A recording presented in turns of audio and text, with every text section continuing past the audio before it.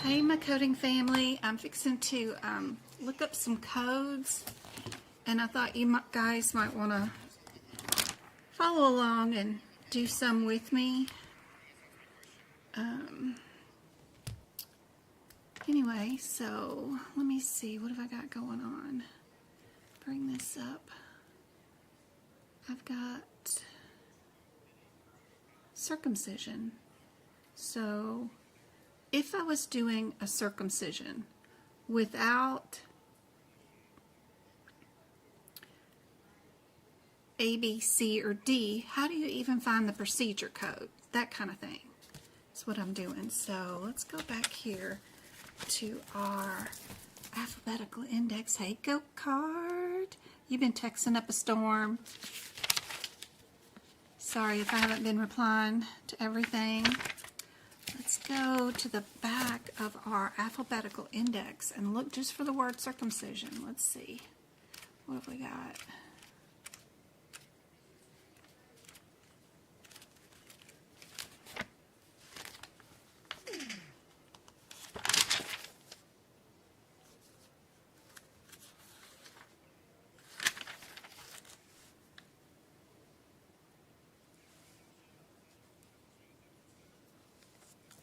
C, I, R, A, B, C, D, E, F, G, H, and then I.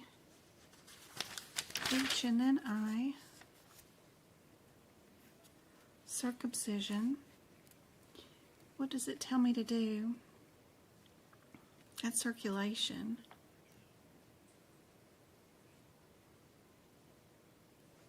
Circumcision right here. Good. And then what are we going to look for?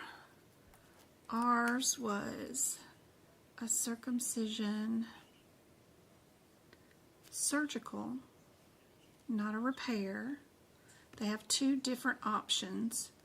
Were you doing a repair or were you doing surgical? And this was surgical excision. So that tells us that our code is this one right there.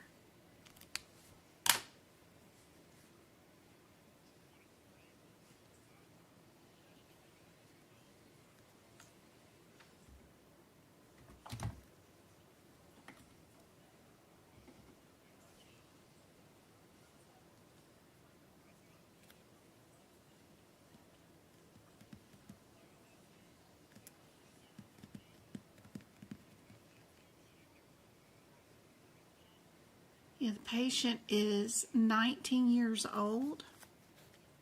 So if we had picked newborn, we would have been down here to one of these. And then we just have to pick out whether we used a block or not. But because our patient is 19, we're not neonatal, so there's only one code for it. So that's our 54161. So that's good. What about our diagnosis code for this? Like if we were doing a circumcision, how would you find a diagnosis code for this particular surgery? Where would we go in our alphabetical index? What would we do here?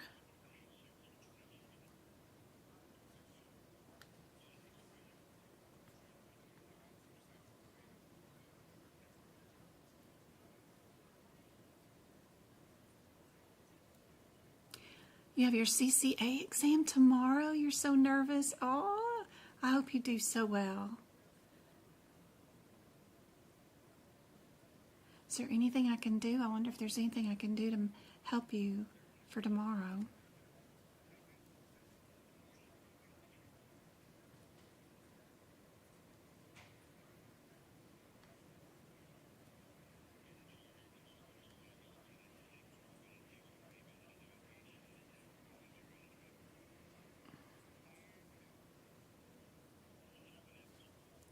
So for our circumcision, what would we look for?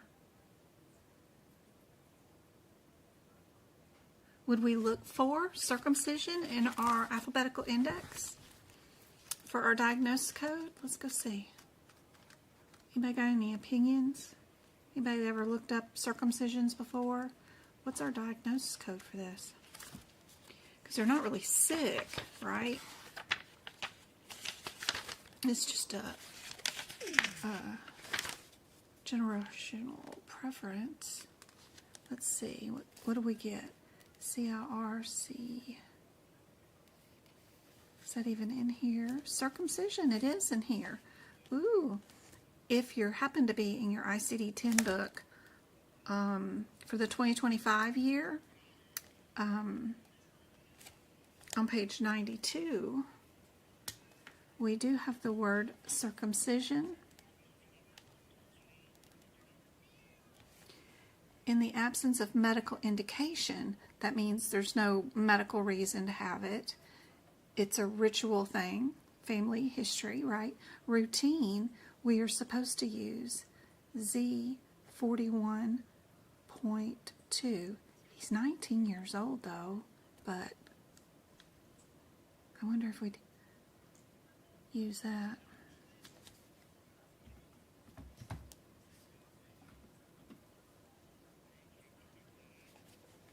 We'll see if we get it right tomorrow, but I think it will be.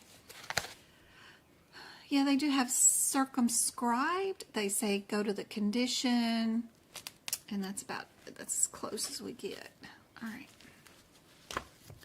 My next case is somebody with prostate cancer. So if we were doing the diagnosis code, cancer, we know we're going to be in our, ooh, sorry about the light going in and out like that. We're going to go into our neoplasm table, right? We've got our alphabetical index in the front. We've got our medication list. We've got our neoplasms, and then we also have our external causes table up here. But we are going to not do the medication. We're going to go into our neoplasm one. Got 4 different tabular lists in the front. So for this one, we'll go neoplasm, neoplastic. We're going to go just to prostate. It starts out with the word abdominal and arm and goes on. So let's just keep going until we get to prostate. Let's see what we get. There's pole.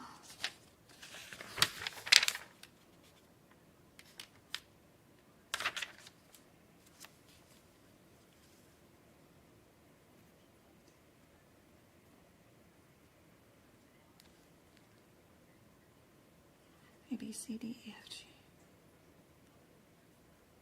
R. Prostate. There it is, finally. Oh my gosh. They're so tiny in this little, like, Excel sheet, right? We're going to go neoplasm to prostate gland. And then if this is primary cancer, we're going to stay right there in that first column. First column down says that our diagnosis code is C61. That's on page 371.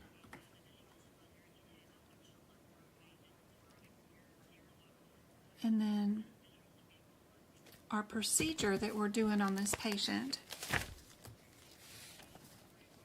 is what? We're doing a prostatectomy.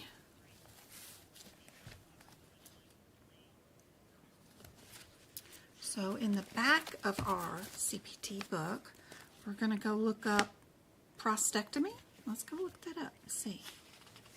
Let's go see if prostate. We could probably look up prostate too. Let's see.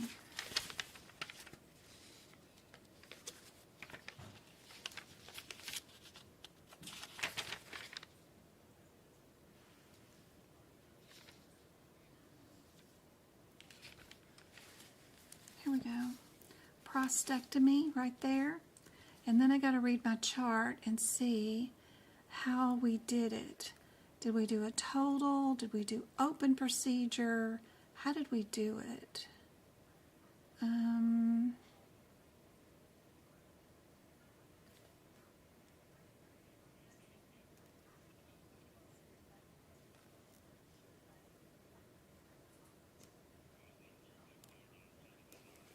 That's a prostatectomy. That's not what we did. We did a P-R-O-S-T. That's not it. Not spelling it right. Keep going.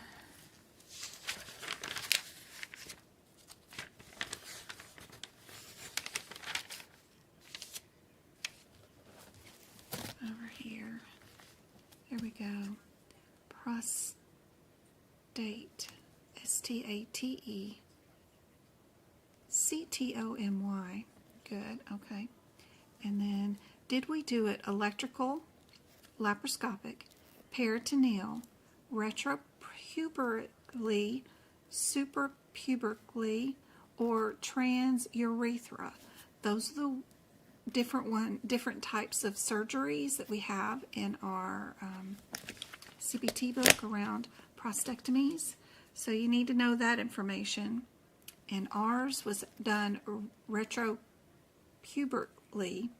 and then we just need to know if we did a partial or a radical. Ours was radical, and we're going to be referred to 5 different codes.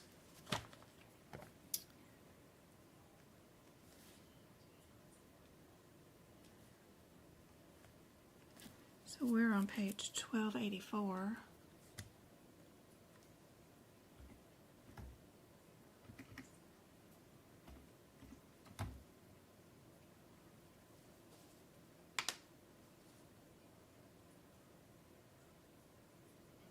And we're going to have to go to 55840 to see.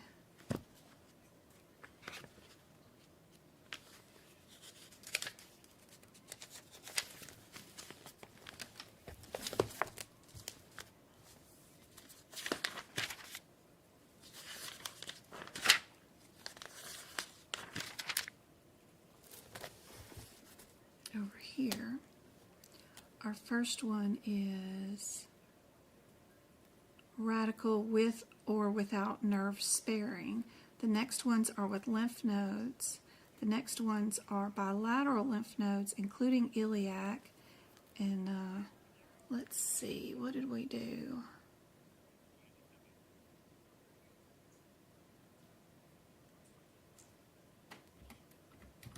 This is on page 440.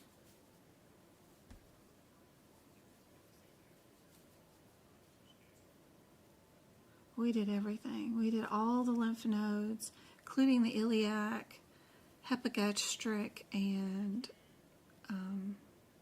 other nodes. So we know we're going to be our 55845 for sure.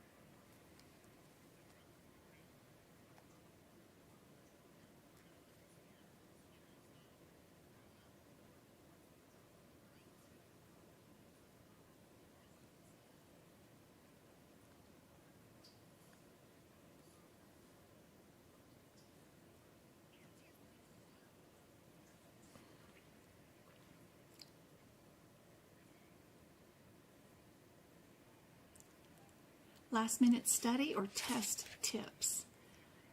Look for similarities for sure. You gotta look for similarities. If your answers are anything related, and sometimes your answers could be as simple as only related by one set is an incision and another set is an incision. So 2 of your answers are under this incision and 2 of your answers are under this incision over here. Well, your difference is whether you're under prostate or ovary. And knowing to look backwards for your body part first before you look at your CPT code descriptor is super helpful. Because both of the surgeries are the same, but they're different body parts. So when you go and do answers A, B, C, and D, answer A is right here. We get to the code, but we don't read the CPT code descriptor. What you're going to do is go backwards and look for your body part, which is going to be in a red header. This one's doing urethra, and we're doing an excision in a urethra. That is my answer A. My answer B happens to be right here. Answer B, I'm not going to read the descriptor.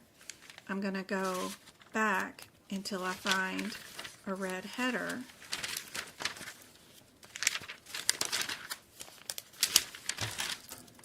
And it might be several pages back. This says ureter. So B's answer is doing a surgery on a ureter, and that surgery is, where's its mama?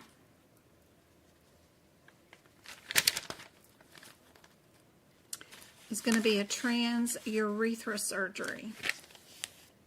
So, thinking back, are you doing a transurethral surgery, or are you doing a urethra surgery that's an excision? Knowing those differences is really helpful. Instead of going to answer A and reading its code descriptor and trying to do your exam question with only the code and only its descriptor, that's going to get you some of the answers wrong. You need to understand how to look back at your surgery headers and your body part headers, and that will make a huge difference for sure in your exam scores.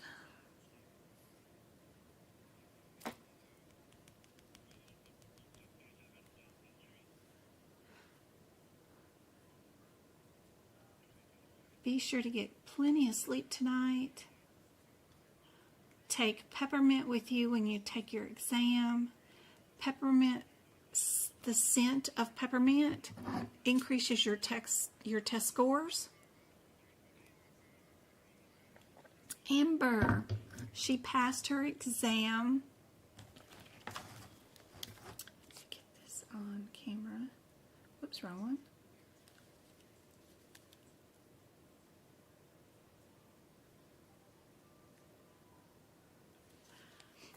I passed my CPC exam on Saturday with a 78 first try. Thank you so much for your knowledge. I watched your videos every night. You are awesome, Amber. Congratulations.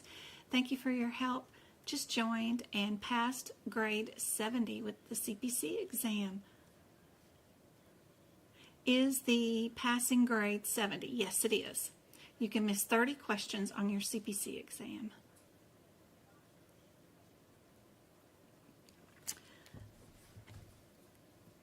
Yes, peppermint gum, peppermints, anything like that will help increase your testing score. Cynthia is taking hers on Thursday. Awesome.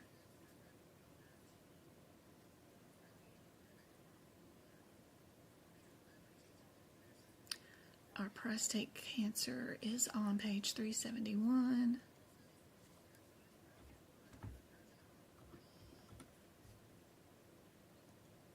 And then our next surgery is placement of markers into the prostate that's going to dictate, like, probably where chemotherapy or something goes. How the heck do we look up that procedure in the back of our CPT book when we don't have A, B, C, or D? I've taken 2 practice exams and made 72. I'm going to go work on my weak areas and hopefully have much higher grade soon so I can feel more confident. Yes, be sure. Don't try next time when you take your practice exam questions again. Don't go to the CPT code and the descriptor and then decide your answer just off that. Look backwards at your body part and your headers for the codes right before it.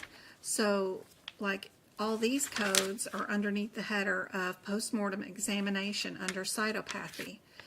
These codes are under reproductive medicine procedures. These headers will make more of a difference than your actual CPT code descriptors.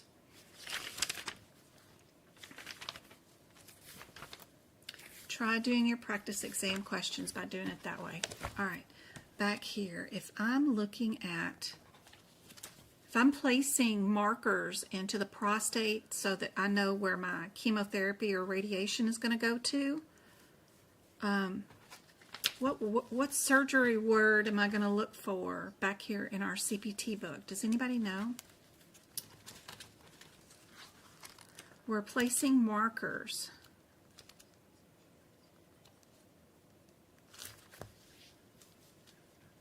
You need help with Practicode? That's awesome, Amber. I can definitely help you with Practicode. What case number are you on?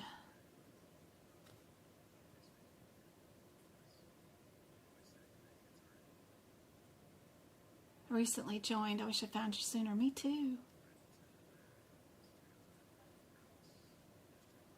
So if we're placing markers for radiation to go to, all we're going to go look up in the back of our CPT book is the word placement, right? We're just placing. So what does placement? Here we go. We've got the word placement. So we're doing markers. And C, D, E, F. Right here, markers. And then into the prostate. Ooh, right there. It says the word prostate. It says our code is 55876. So placement. Page 1276.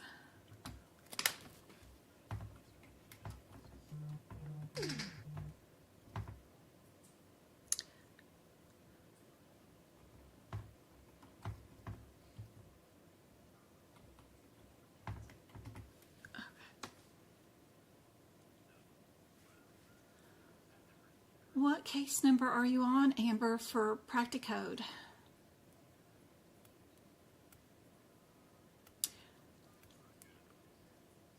Good try, go card. It's just placement. Maybe you could look up radiation. But is there a lot of PCS questions? Most of the prep test I've taken hasn't really had any. Not that I'm aware of. I don't think there's very many. And what there are will be baby basic ones. Really easy ones. You won't have to code all the way out by yourself to like the 15th digit on your PCS ones for a CCA.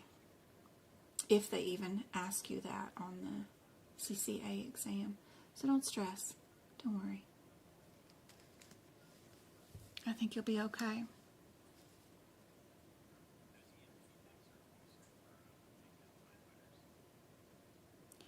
My next patient had urethral stones, and we did an open right ureterolithotomy. Ureterolithotomy.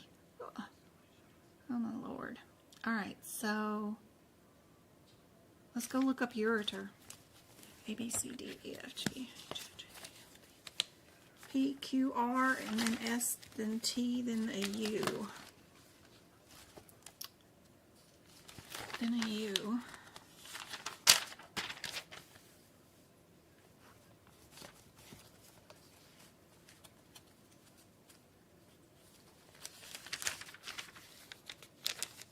Ureter.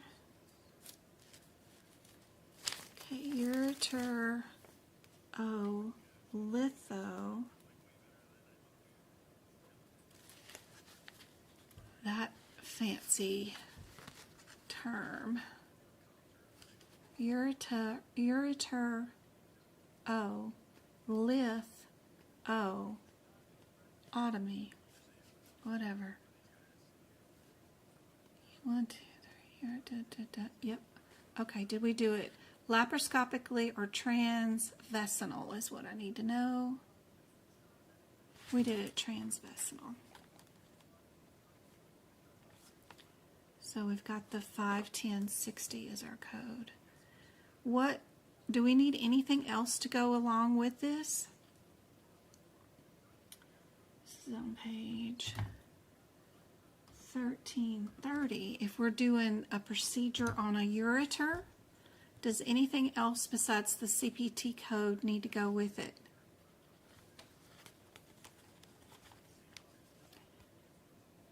Don't forget your right or left modifiers in this area, because you have two ureters, one right, one left. They take the urine from the kidney to the bladder, right?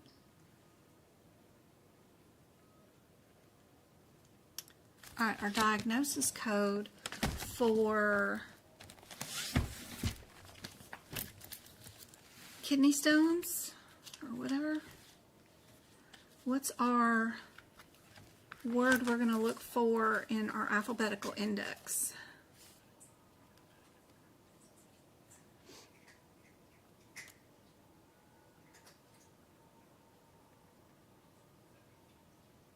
I'm on the third question and I need to get my A removed, and I already did 80 hours of school through career step. So let me see.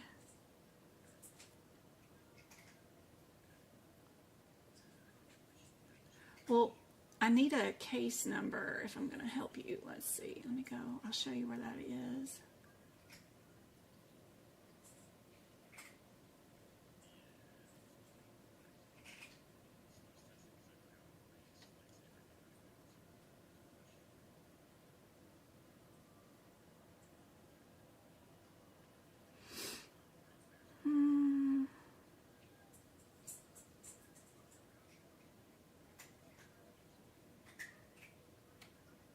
That's not helpful.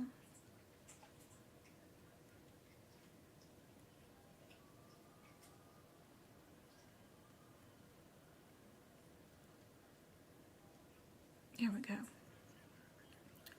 So if you're, I have all of the cases done, so if you needed just the answers, you wanted to key them in, I have them here underneath this membership plan, which is the SWAN plan.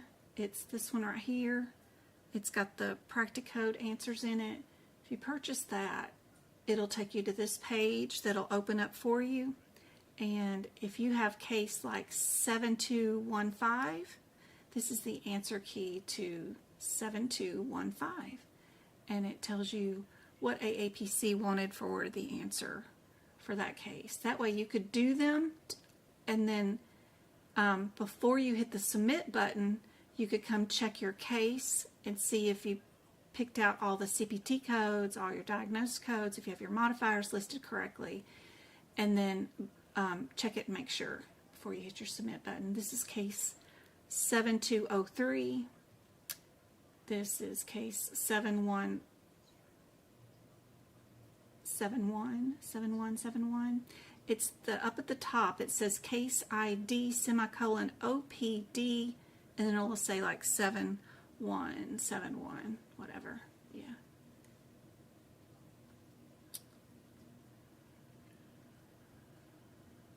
And then when you're like in Practicode,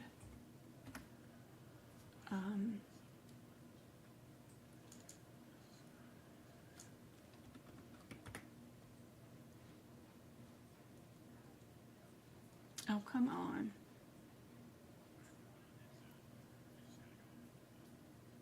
I know you know my password and log on somewhere.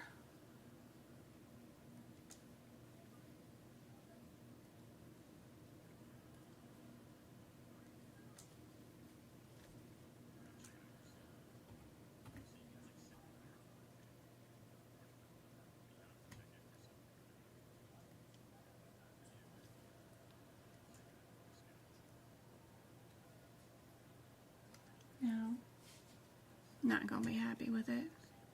Go over here and bring that over, and then change this to, hold on, add add that to this Practicode. Is that it? Yep. There we go. So if you have Practicode up and you go into your work list, and I've got them all completed, submit, you go into your 600 cases, you can actually look them up by like case 7171. You can look them up there, and then it'll open it up, and then you can make sure you got the right answer. You can see I only scored 50%, but because I've copied the answer down, I got you the correct answers. So you can go off of what my misfortunes were. Let's see, what did I do? I did 100% on the diagnosis code. The CPT code was missing something. What'd I miss? I don't know. It says that was right, so I'm not quite sure. I have to go back over here to our page. On this page to see, what did I miss? 7171. Right there. What did I miss? Oh, there was 2 procedures. I forgot the radiology to go along with it, the 7,000. So, yeah, there was a radiology they wanted us to add to that one. Yeah. But, yeah, it's 600 cases. It's no joke. It takes you forever to get through with those. I highly recommend trying to do at least 100 of them without any help. That way you learn how to use your CPT book and your ICD-10 book and your modifiers and all that stuff. But all 600, whew, that's a lot. That's a nightmare. You don't need to do that many, but yeah. I have all that help for you right here if you need it.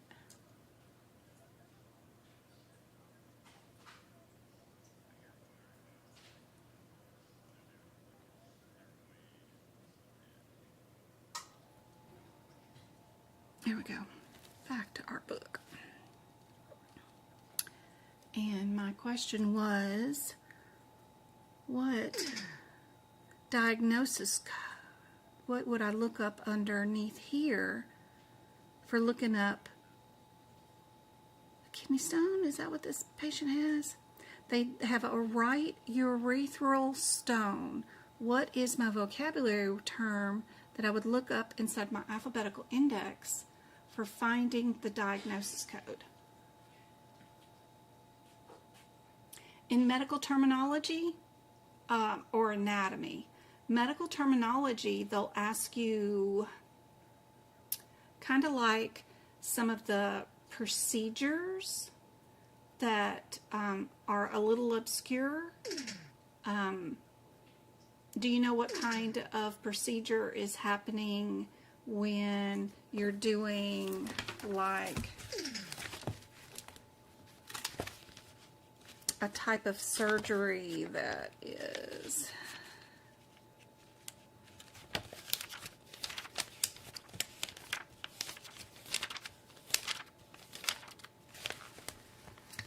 that ends in the RRHAPHY? What kind of surgery are we doing in an ORRHAPHY? Do you know how to find the answer to that question during your exam? That's the kind of medical terminology. Do you know the differences between plexy and plasty or a tripsy? What's going on in those areas for medical terminology?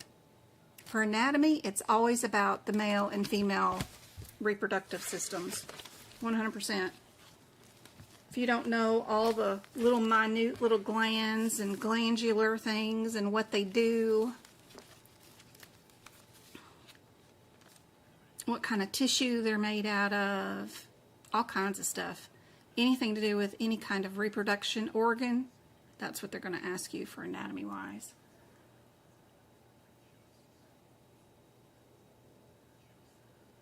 I hope that Practicode thing is helpful for you, Miss Amber. Alright, Go-Kart, where are you at? Are you still sleeping? I know it's late where you're at. 8, 9, 10, 11 p.m. So if we were looking for the diagnosis of right urethral stones, our vocabulary term that we would look to try to start finding our diagnosis code without A, B, C, or D is going to be what word?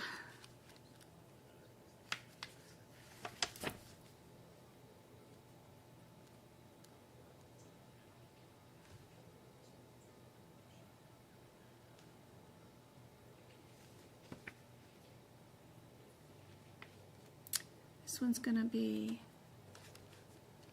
I got you in just a second, Brittany. Hold on. Let me finish this diagnosis code. What's another word for a stone? It is that calculus, right? And then we just got to find renal, right? Gallbladder stones. Where's renal? Renal is over here. And it tells you to go to kidney.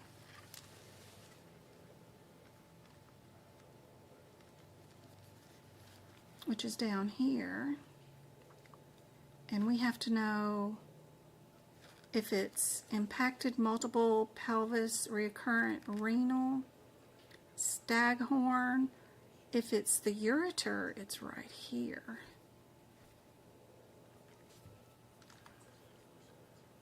And that's our N2021. That's on page 84.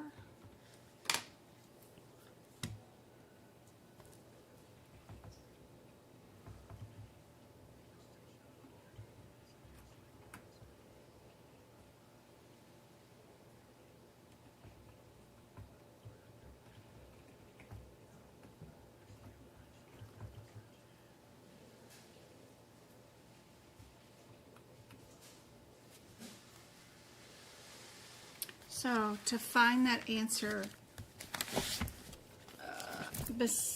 is there a way to find the answer in the code book besides the front of the book? Yeah, you use the alphabetical index in the back of the book. So like if you were doing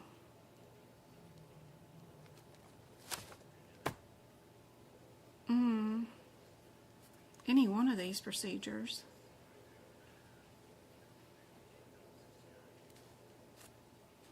you just look up the procedure name in the back of the book and it'll tell you what code, and you can go to that code, and usually your definitions, of course, of the procedures are right here with the procedures. So like if you wanted to do, you know, physical therapy, what's your definition of it, what's inside your physical therapy notes, what the body and the personal factors are, all that stuff is in with your, you know, actual procedure. If you're doing a cardiac catheterization, what's the definition of it? You know, it's right there. And then if you were doing a catheter with injections, there's your definition for that. And if you're doing non-selective pulmonary artery angiogram, there's your definition for that. And you would just have to use your alphabetical index in the back of the book to find which page it's going to be coded on, and then right before it will be your definitions. So you can use your alphabetical index in the front. So we got definitions for major coronary arteries, what coronary artery branches are there, and then coronary artery bypass grafts, what your definition is. That's a really cool, important page to know where that is located. Page 788 during your exam. Used to be one of the exam questions was asking you which one of these is a coronary artery branch, and they give you a list of, you know, like left main or left anterior descending or right posterior descending. Which one of those is only one of the coronary branches? So you have to pick it out. And if you don't know where that page is, then you can't find it. Good job, go-kart. Good job, good job. I don't know how to spell it either. Calculus? No idea.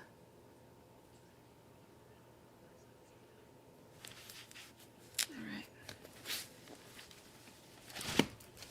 My next surgery is, that one was right urethral stone. This one's left renal calculus. We did lithotripsy. So if we're going to look in the back of the book, we used shockwaves, right? So if we look in the back under shock,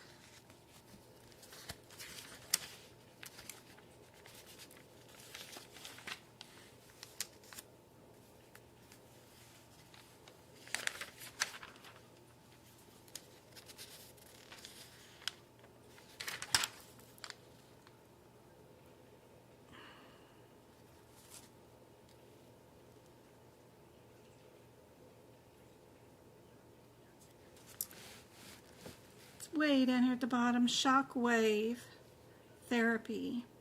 It tells you to go to extracorporeal shockwave therapy. Thank you very much. Or if we did shockwave lithotripsy, your code is 50590, which is right there. That's what we did. 13.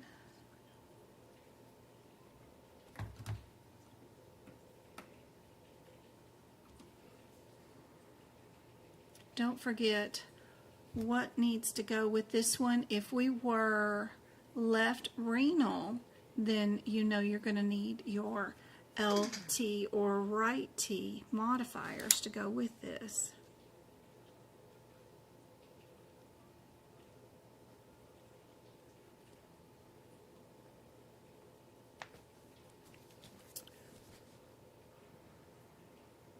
Our diagnosis code is calculus kidney again. We were just there.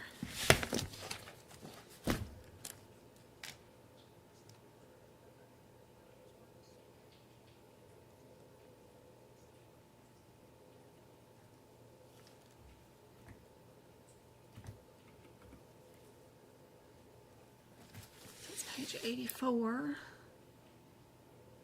And then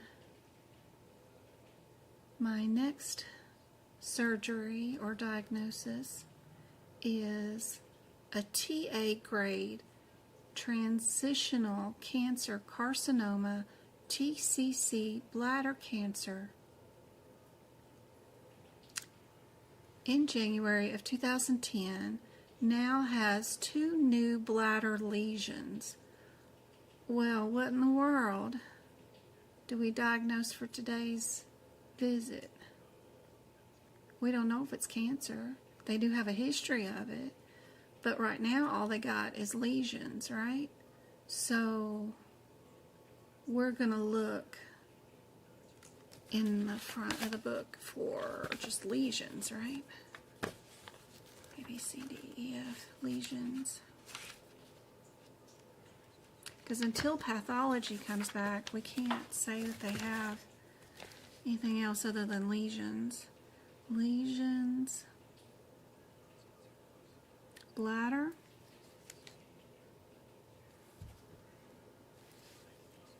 Right there. N32.9.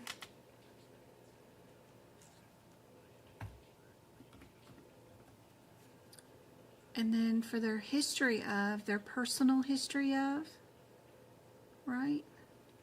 We're going to look up the word history.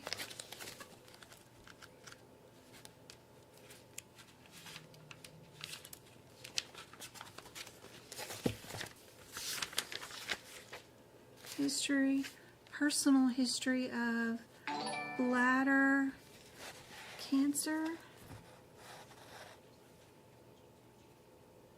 Personal history bladder.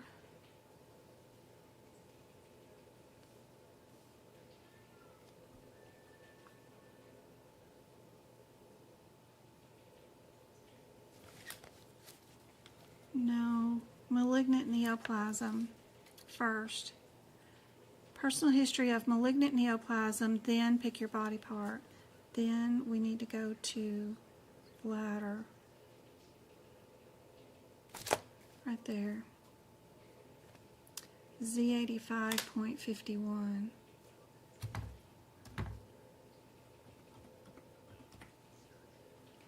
And we went history, personal, malignant, bladder to get there.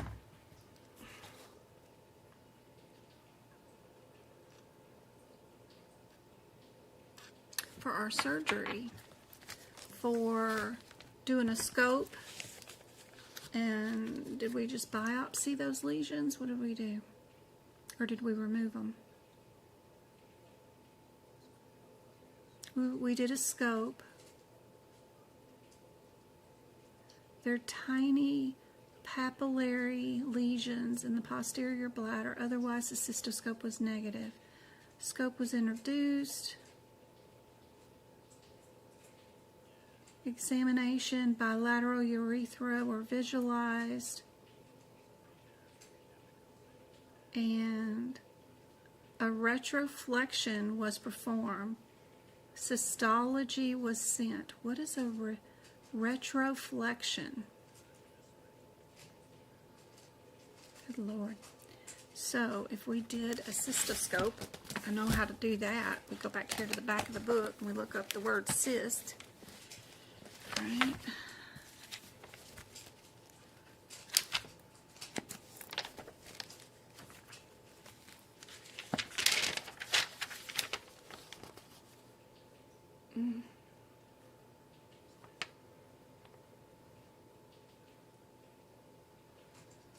What happened to my YouTube? I can't see my chat anymore. It disappeared. Where'd it go?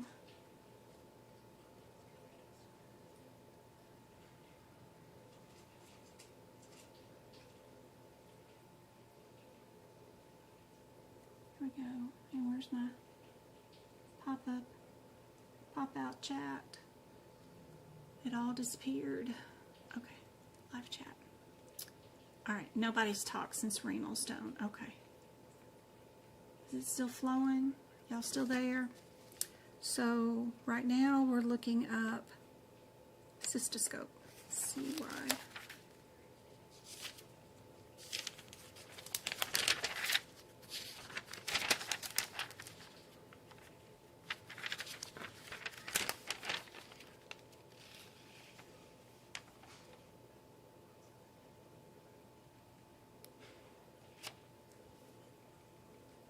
Doing just a diagnostic cystoscopy right there. They have two options, but I don't think that's how we spell it. CYSTO Scopy.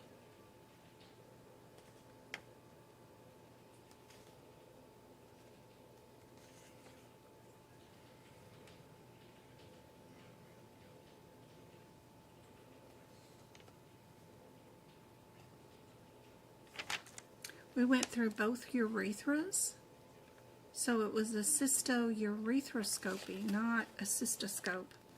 The header of the note that I have says that they did a cystoscope, but that's not what they did. They went down both urethras, so they did a bladder and urethroscope.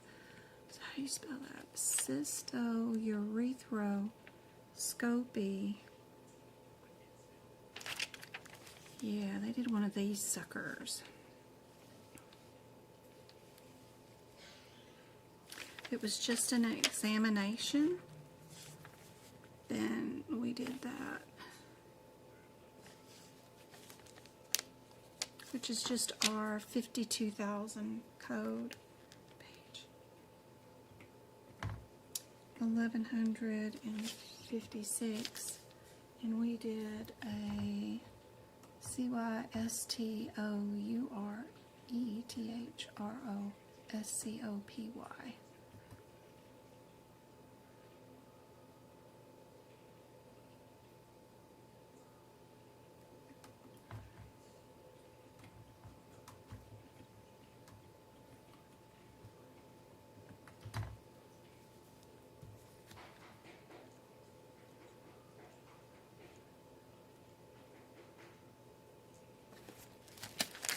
Whew, what a nightmare. Okay. Hey, Cynthia. It got noisy here. You couldn't hear. Aw. Do you recommend in the exam to always look in the index or go straight to the tabular list? That's a tricky question, Valquez. I've been playing around with that some. So, like, if you have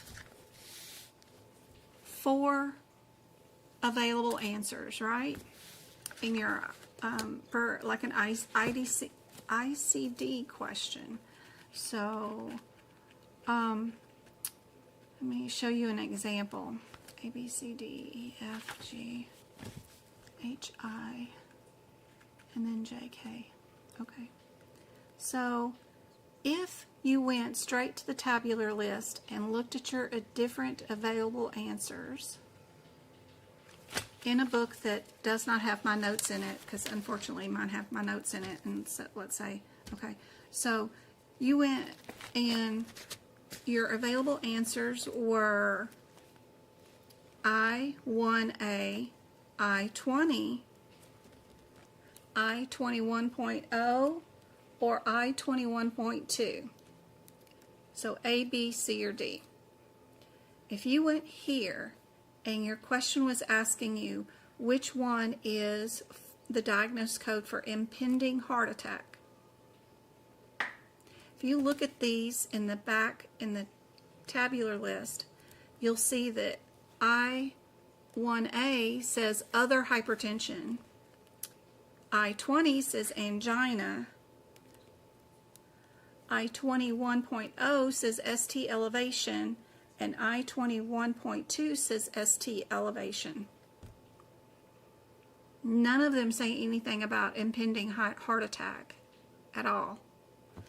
But if you go to the alphabetical index and you go to the word impending, and if you did that in the beginning, instead of looking at the tabular list, you would find that your answer is listed here under impending myocardial infarction. It tells you to use I20, your angina, right here, that you need to use I20, but it says it's for angina pectoris. It doesn't say anything about impending heart attack.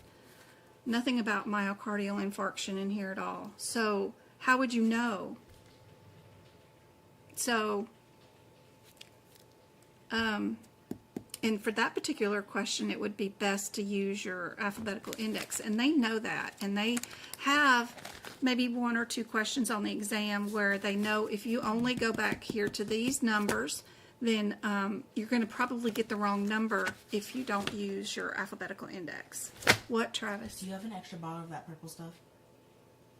What like purple stuff? Like the purple, like, kangaroo brand they use for your hair.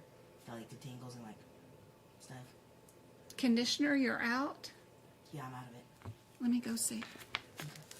So I wrote next to this one, angina pectoris, impending MI. So that I know that. So it depends on the question. Don't stress about it too much. You only have 5 ICD-10 questions on the whole exam anyway. You only have 3 hip fixes. The rest of the time you're going to be in your CPT book. Just know that if you get to, and you look back here and all 4 of your diagnosis codes don't have anything to do with what the question's about, then probably your answer will be in your alphabetical index. Just flag it and go back to it later. Anyway, I don't know. Hopefully that helps answer your question. It doesn't really answer it. I don't know which way is best, but I have always gone straight to the tabular list. And I've passed mine.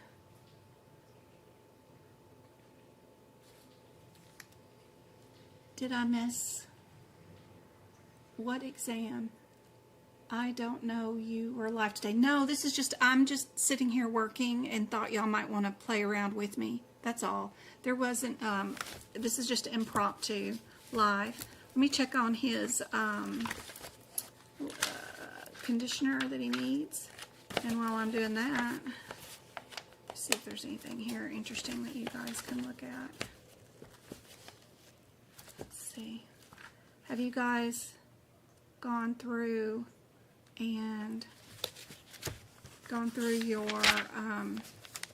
external cause list and put the order of operation above them, and then gone through and found what would be intent? This would be your second diagnosis code, right?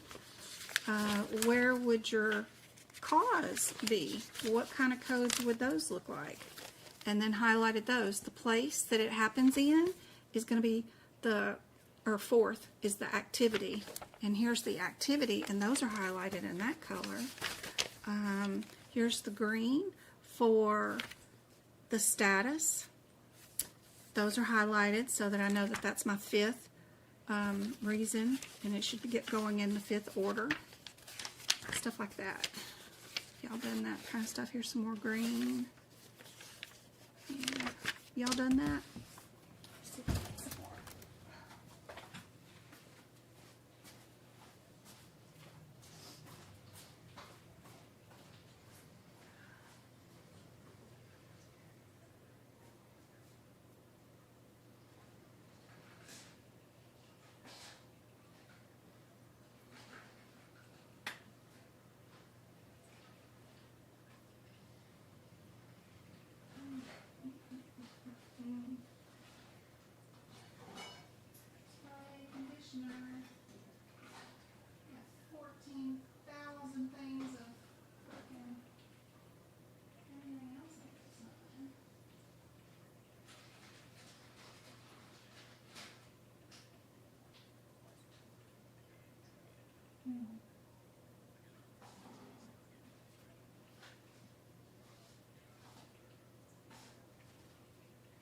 Hey Lester, what are you doing? What are you doing, buddy? What are you doing, buddy?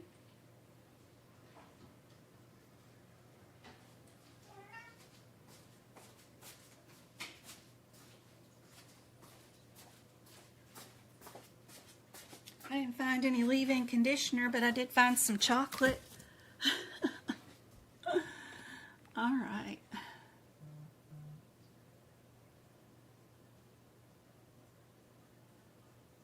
What's the tabular list?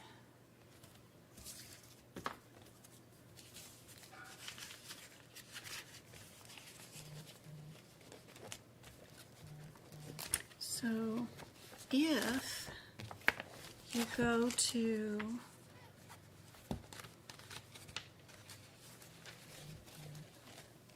this page in your ICD-10 book, it tells you about the steps for coding, for how you code, how the books are divided up in, and right here it tells you that you've got a tabular list of diseases and injuries and where those are located, and you also have an alphabetical index and where those are located.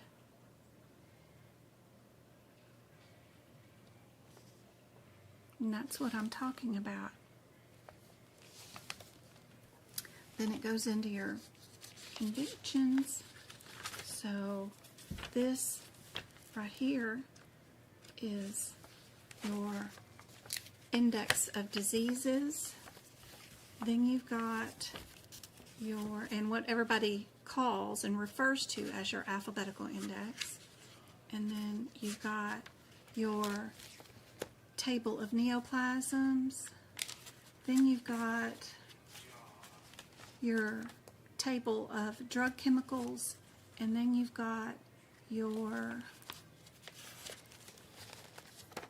index of external causes and injuries. And after that comes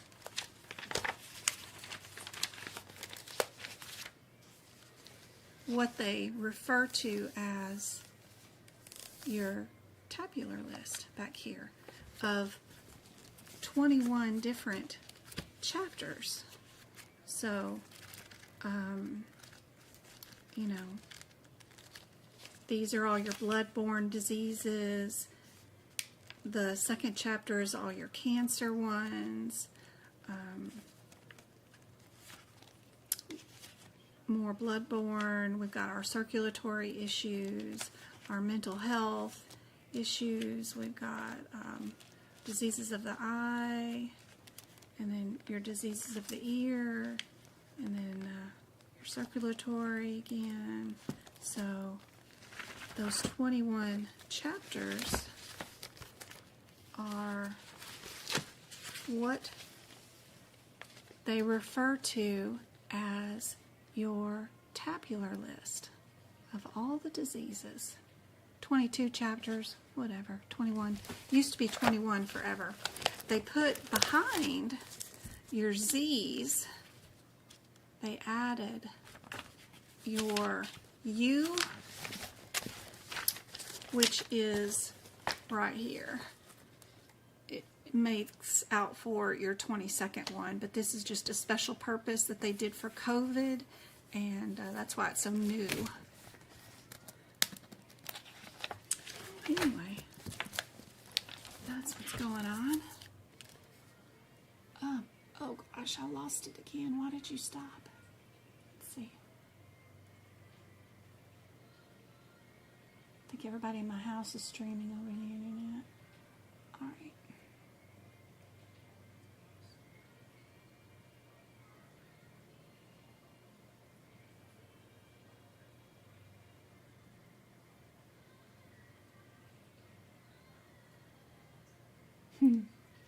Love the kitties.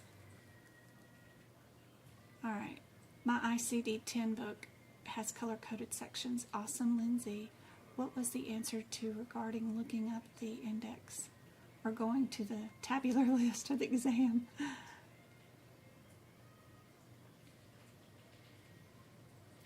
Yeah, you'll be able to rewind this video and you can rewatch that answer. You can actually hit the rewind button down at the bottom of this video and you can watch it and then catch back up with us if you wanted to. It's recording as we're doing this. I'll show you a really cool example of how the tabular list doesn't correlate with what's in the alphabetical index, so it gets confusing. That's just an extreme example. It's not a lot of diagnoses are like that. And don't stress too much about ICD-10. You only have 5 questions on the exam about it, so.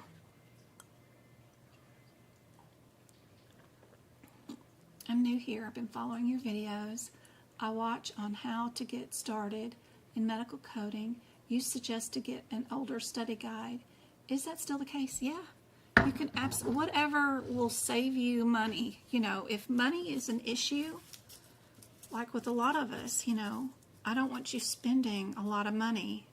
I have a current 2025 study guide that I could send you for $100. It's $50 off of what the Amazon price is or what aapc's price is, because they charge us teachers a little bit less that have paid for the franchise fee, a little bit less, but I'll sell it to you at cost. I don't make any money off of it, but if you want to buy it, it's $99 from me. But if you can get a $10 copy of an old one from eBay or something, use the old one. Save $90 if that's, you know, a big thing, you know, groceries or not, you know. It's not that big of a change. Most of the time, they just change the cover of the magazine or the book and just call it updated, right? Every year. They don't change their codes. If you've ever had to buy any of their practice exam questions or anything from year to year, you know they're the same darn questions every year in exams A, B, C, or D that they've had on there since, I know, 2019. I can't find my old study guide, but most of the chapters are all the same. It'll start out the very same way every year. You know, what is the business of medicine? What's inside Medicare Part A, B, C, and D? They haven't changed any of that information. It's all the same since 2019. So there may be some updated information as far as new E&M here and there information, but in general, the whole book is pretty much the same. If the CPT code that they're talking about in the study guide is not in your updated manuals, then you know you can put a line through that particular part of your study guide and not read that part. So it's okay. It's better to spend $10 and get 98% of the information than spending $100 when it could make a difference. And still, you're not going to read every line of a study guide anyway. You're going to be too busy for that anyway. So, yeah, don't spend it if you don't have to. But I can save you $50 of it. It's still $100 for me, and I still have to pay taxes and pay for shipping it to you on top of it. So I'm not making any money off of this thing, but I can save you $50 if you want it on my website.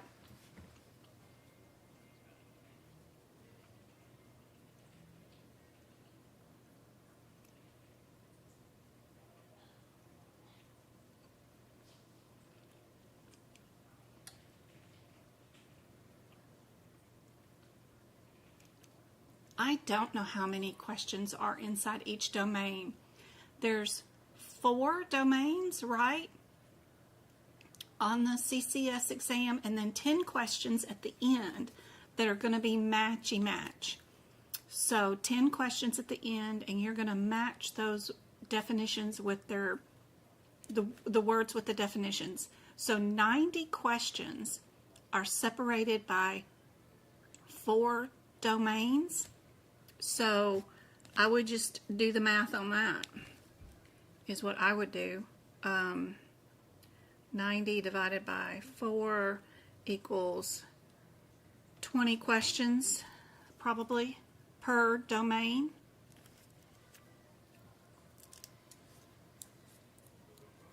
I want to take that thing one of these days. All right, my next case here.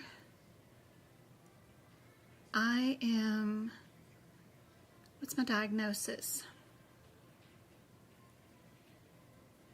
My diagnosis is sphincter deficiency and stress incontinence.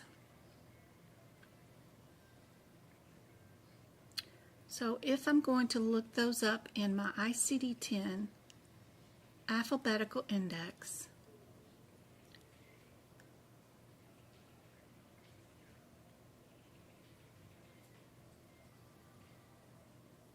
if I have sphincter deficiency, do I look up just deficiency? Is that a thing?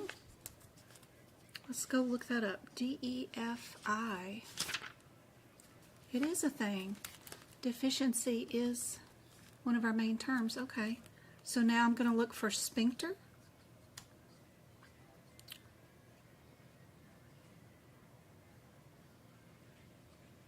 Or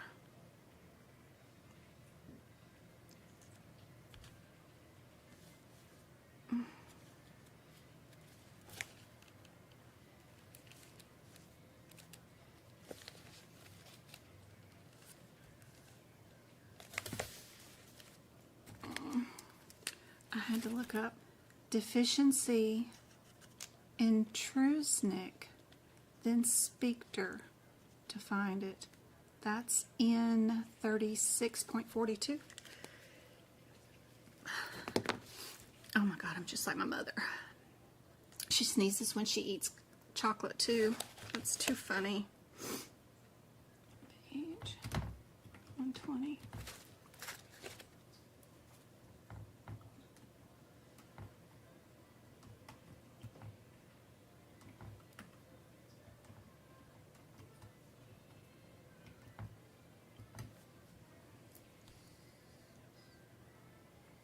And then my second diagnosis is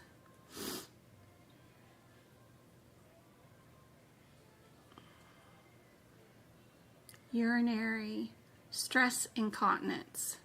So what do I look up? Incontinence, right? A, B, C, D, E, F, G, H, I.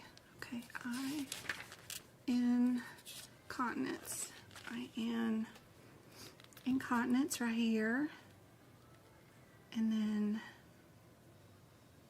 do we get to just go to urine? Is it going to be that easy? Urine, urethra. Ooh, we do have some options. Urine, urinary.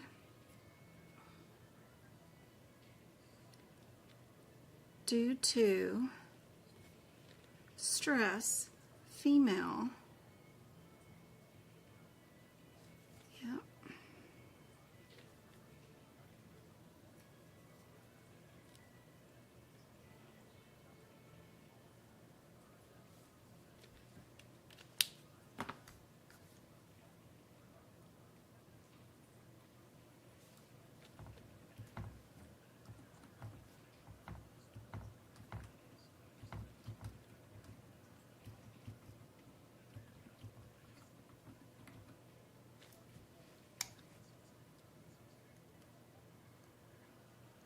All right, what procedure did I do on this patient? We did we do a cystoscope with a spear injection, some sort of injection.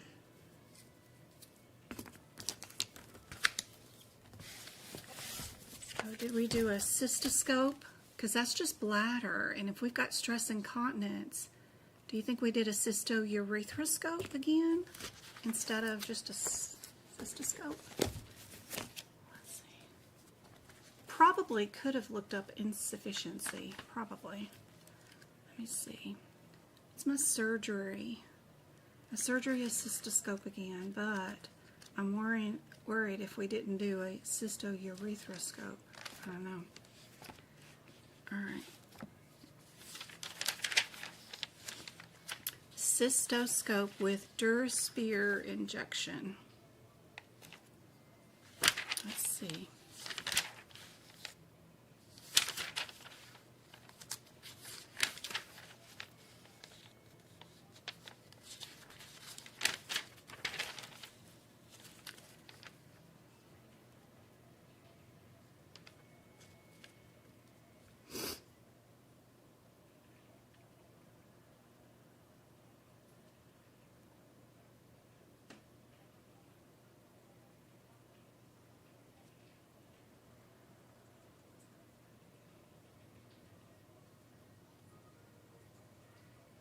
No, they say don't even go to here.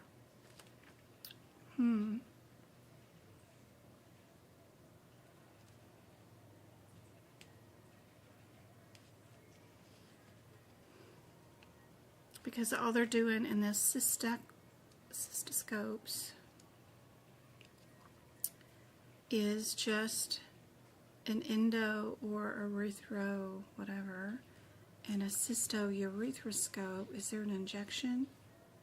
There is an injection, but those don't take us to the right thing. Insertion of a stent, a radioactive substance.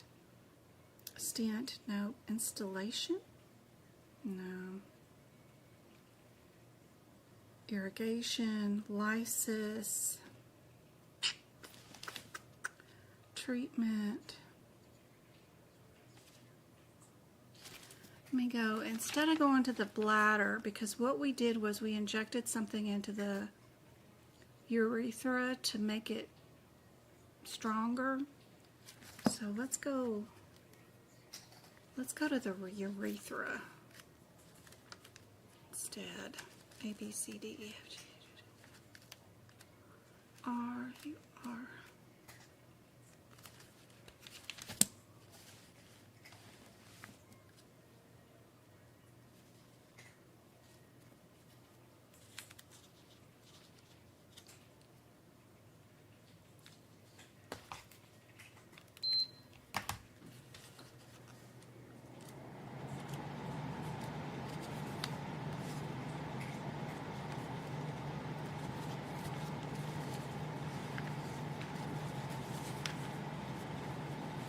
Let's see, if we go to urethra,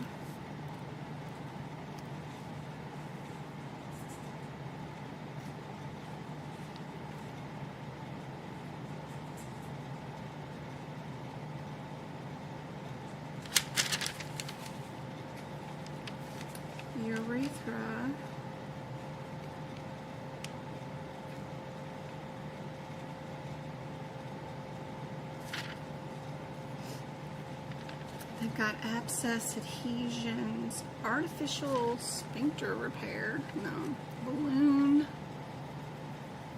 we do endoscope and injection. Ooh, there we go. We do urethra to scope to injection. We get 51,715.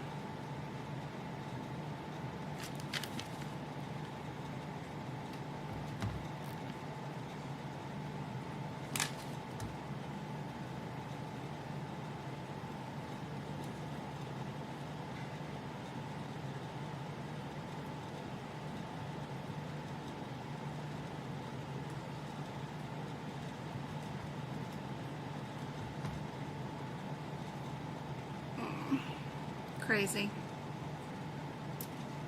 All right. My ICD-10 CPT are 2024. That's okay. No worries. I don't think it'll affect your grade. The only code I know of that might be on the exam that's in the 2025 book is this code, the 98016. That's brief communication technology based service. It's for 5 to 10 minutes. Anything less than 5 minutes, you don't bill. So an example is 4 minutes brief virtual check-in with new patient, Medicare, equals no bill. So you can add that code into your book, 98016, brief communication technology based services.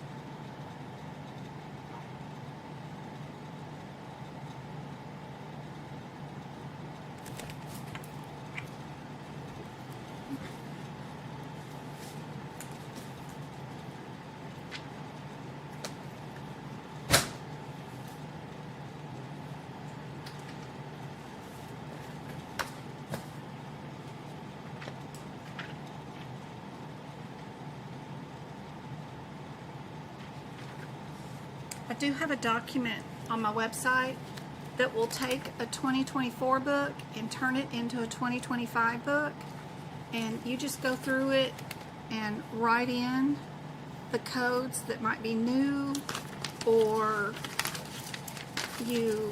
I'll show you which codes to get rid of if they've been deleted, and then you just copy what I did. But there's not a lot of new codes except for those few E&M codes in the front. I don't think there's anything in anesthesia, nothing in musculoskeletal that I can remember. Nothing there.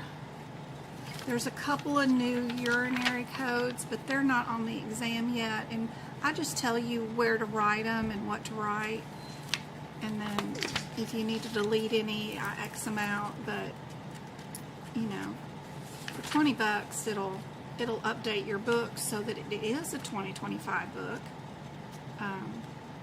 But I don't think you'll need it. You just write in that code, I think you'll be okay. But totally up to you.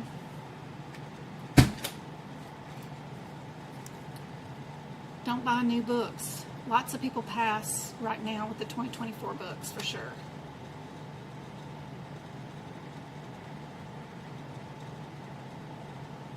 Is there a 99201 code? Nope, that one was deleted maybe 7 years ago. What was being injected? All right, go cart. It's a synthetic material that they use to prevent urinary incontinence. I have no idea. They do all kinds of craziness with bladders and urethras. They even have a vaccine that they'll inject in there into the bladder. It's kind of cool. There are all kinds of stuff that they do. This one is called DuraSphere material.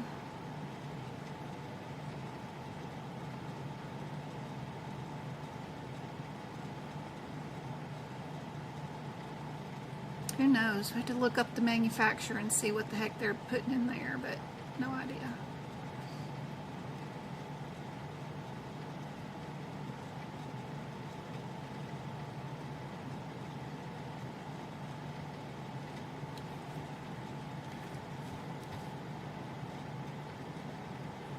How do we know this is an endoscope when they say at the header that the procedure was a cystoscope with DuraSphere injection? They ended up looking underneath endoscope instead of cystoscope. I guess it's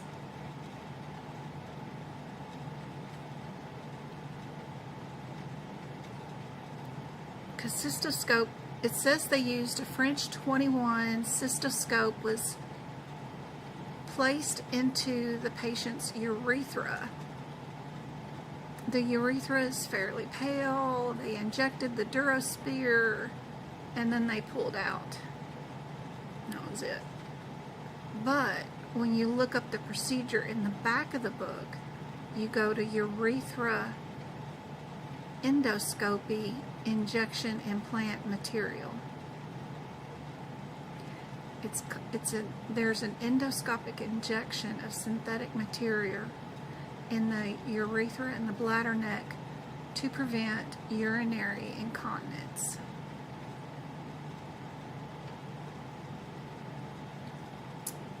What?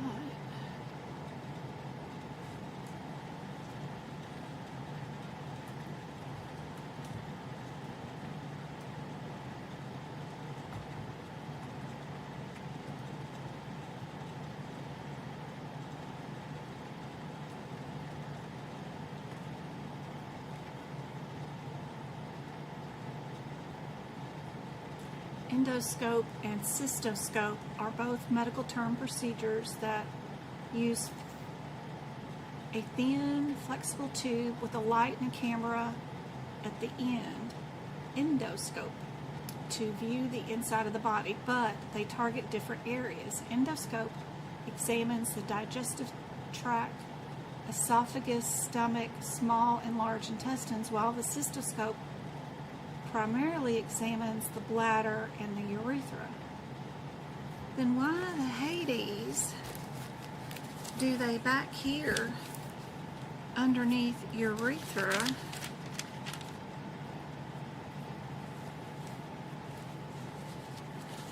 in a medical book?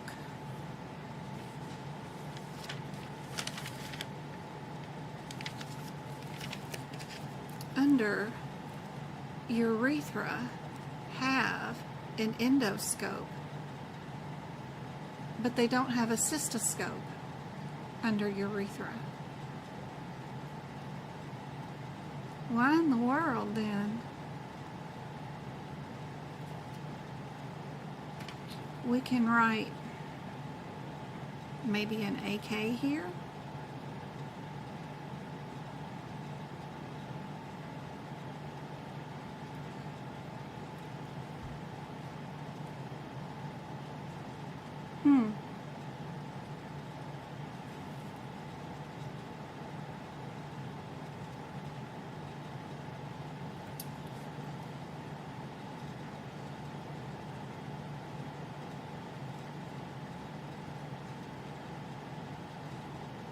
Endoscope goes through the mouth.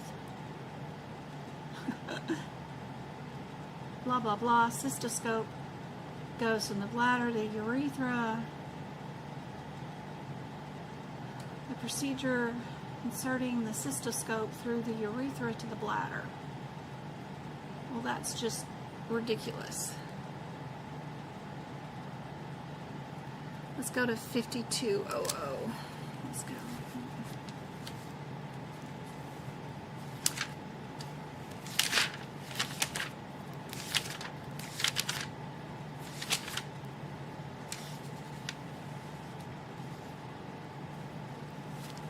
They said that endoscope is 52,000 code. When you get to it, it says it's a cystourethroscope.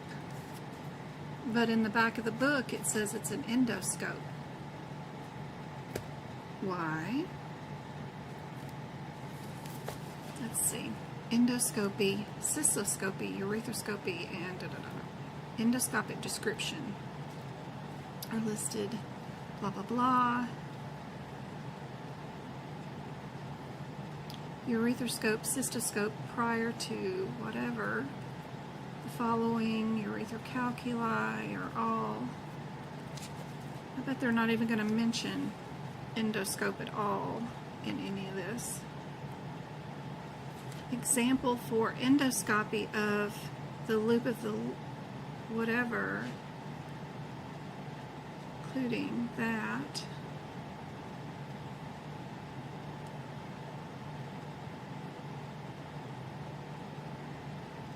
Because the cutaneous urinary divisionary utilization of the ileum or the colon, endoscope of such bowel segments as well as performed secondary procedures can be captured by using cystoscope codes, for example. What? I wish they'd speak English.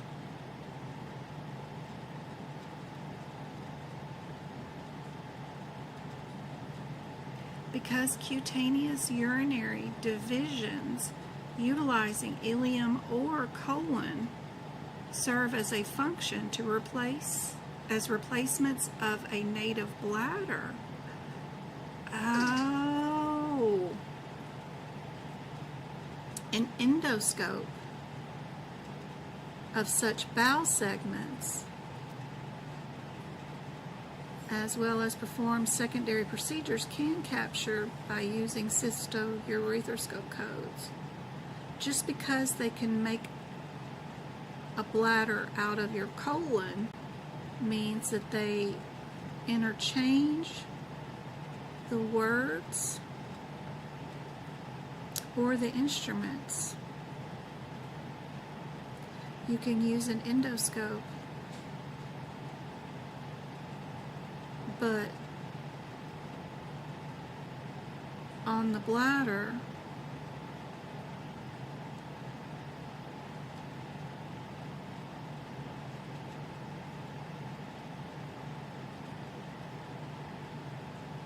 even when their bladder hasn't been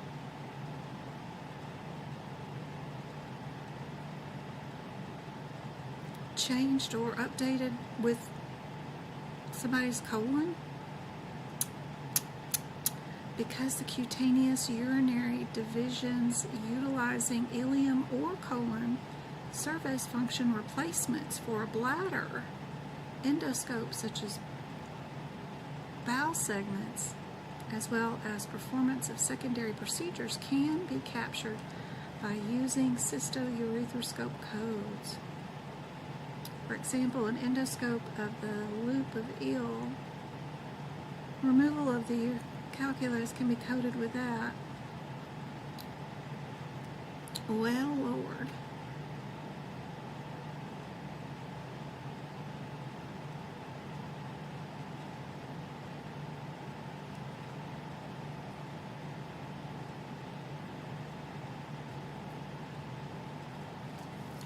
They put endoscope back here, which is generally used for only GI procedures, in the urethroscope, because you can replace somebody's bladder with the same, by taking out part of their colon and making a bladder out of it. Huh. Where am I at back here?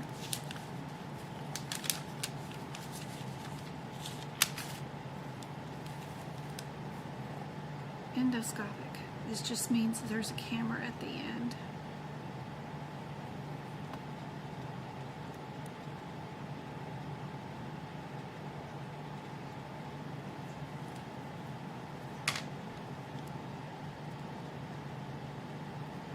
I don't know if that makes any sense to you guys. I'm just wondering why in the heck it says endoscope underneath a urethra when we don't do endoscopes back there. We do cystoscopes.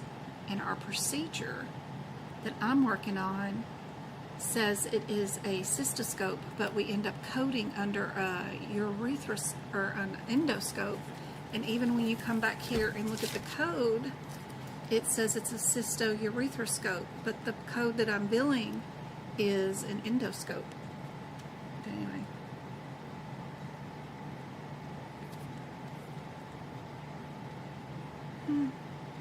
I'm just trying to figure out why and how would I teach that? How would you know that sometimes you're not looking under the cystourethroscope, you're looking under endoscope, but endo means in the digestive system. So that would drive anybody insane to try to find the correct answer in this area when they say here there's cystourethroscopes, but in the back of the index they say they're endoscopes. So I'm just talking to myself, trying to figure out how to teach that. Alright,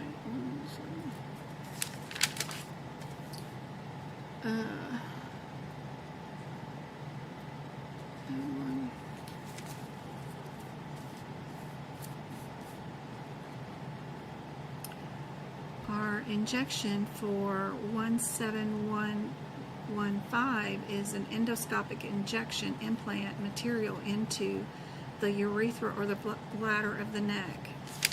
This, we're underneath bladder, we're underneath the word introduction. Our chart says that we did a cystoscope and an injection, but you're supposed to know to be able to turn that into saying you did an endoscope injection implant material.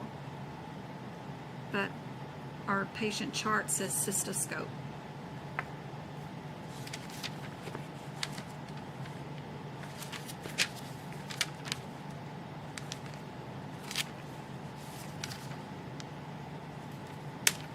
I don't know if I've got anything up here.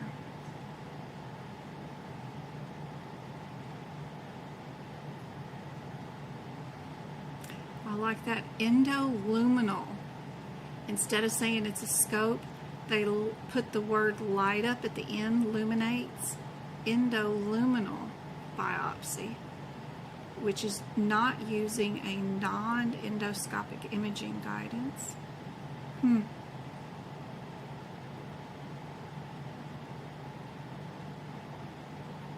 I I know that a diagnostic, polygraphy, and urography, yep, are all included.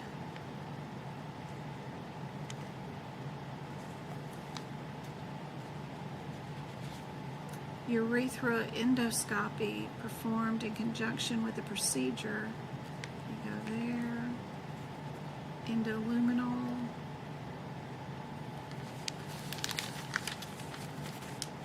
We do have endoscopies here in the renal.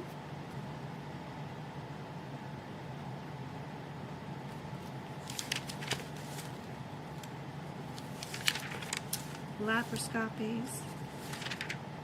Endoscopies. It's just interesting. If you use literal terminology, I'm a very literal person, extremely literal. Endo means within, so then it would make sense. Yep.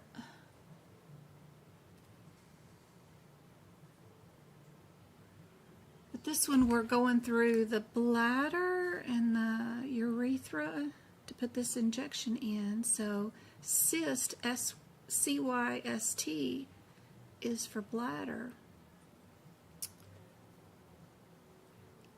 Do you know anywhere free CCA practice test is? Yeah, Britt, let's see. I think I do. Let me find it quick. Go. What did I have here? That was Practicode a minute ago. That's not working anymore. Hold on.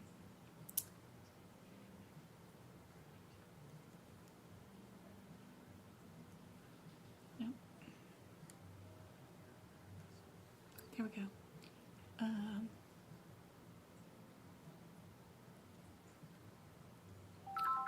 Go to my website. What in the world? Hey guys, sorry, my computer decided to upchuck and reboot itself for some unknown reason spontaneously. So, what in the heck was I trying to answer? I know I was trying to answer some question. Let me get this sucker back open. Where am I at?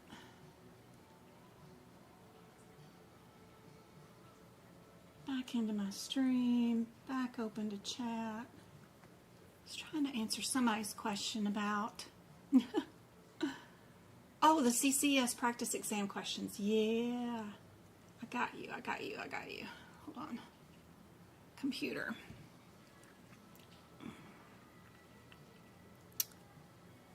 Come on. There we go. So if oh, come on, close. I think this bonus question area I actually have listed inside my website right here.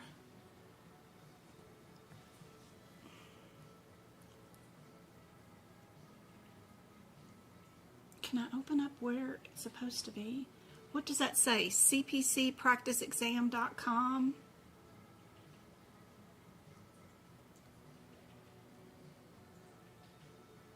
I thought it was for CCS, but CCA, but apparently.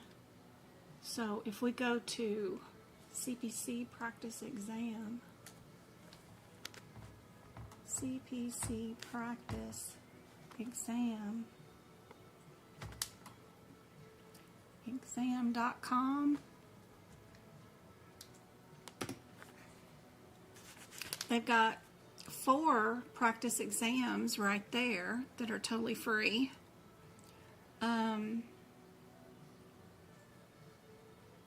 There is Exam Edge, which is another place you can purchase exam questions from. They have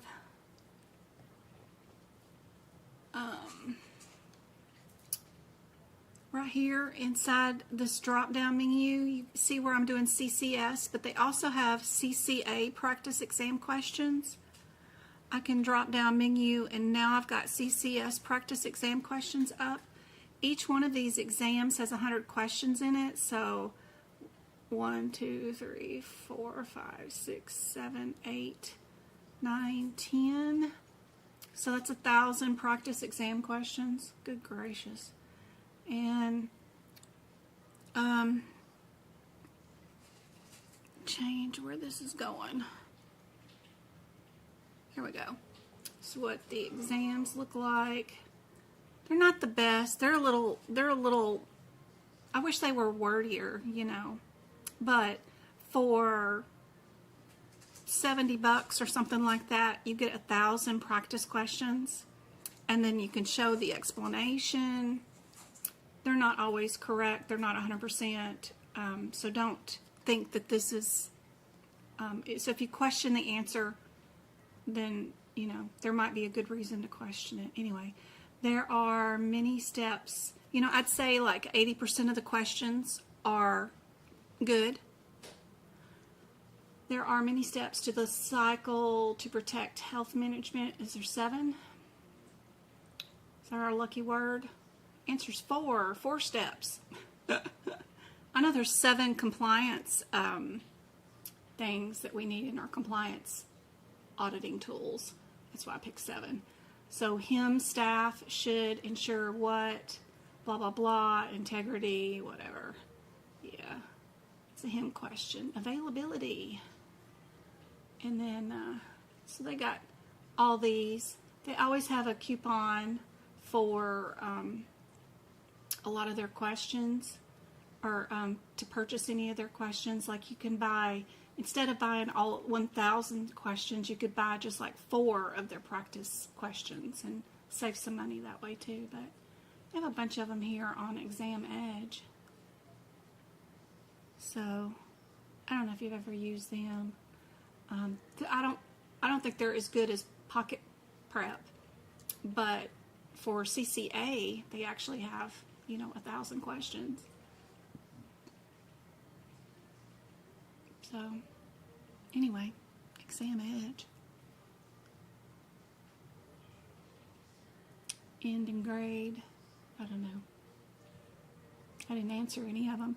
So then you get a grade for all of them. Oh, I didn't answer all of them.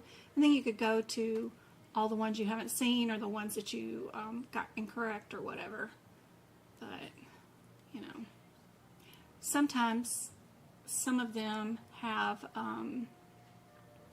like a little chart that goes with it, and it's a little bit bigger, but that's mostly in the CCS questions sometimes. But anyway, that's Exam Edge. Get back to that page.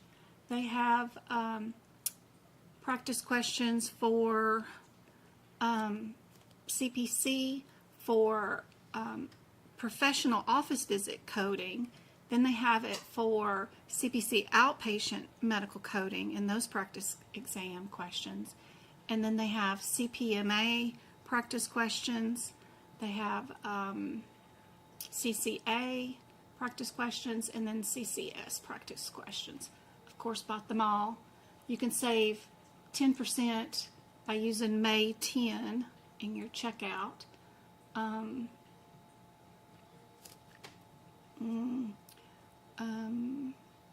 Continue here. Let's see.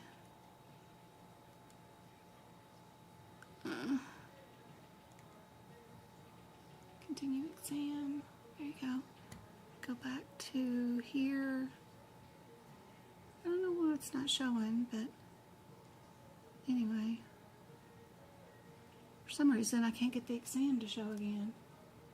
You're not being nice. Come on, show.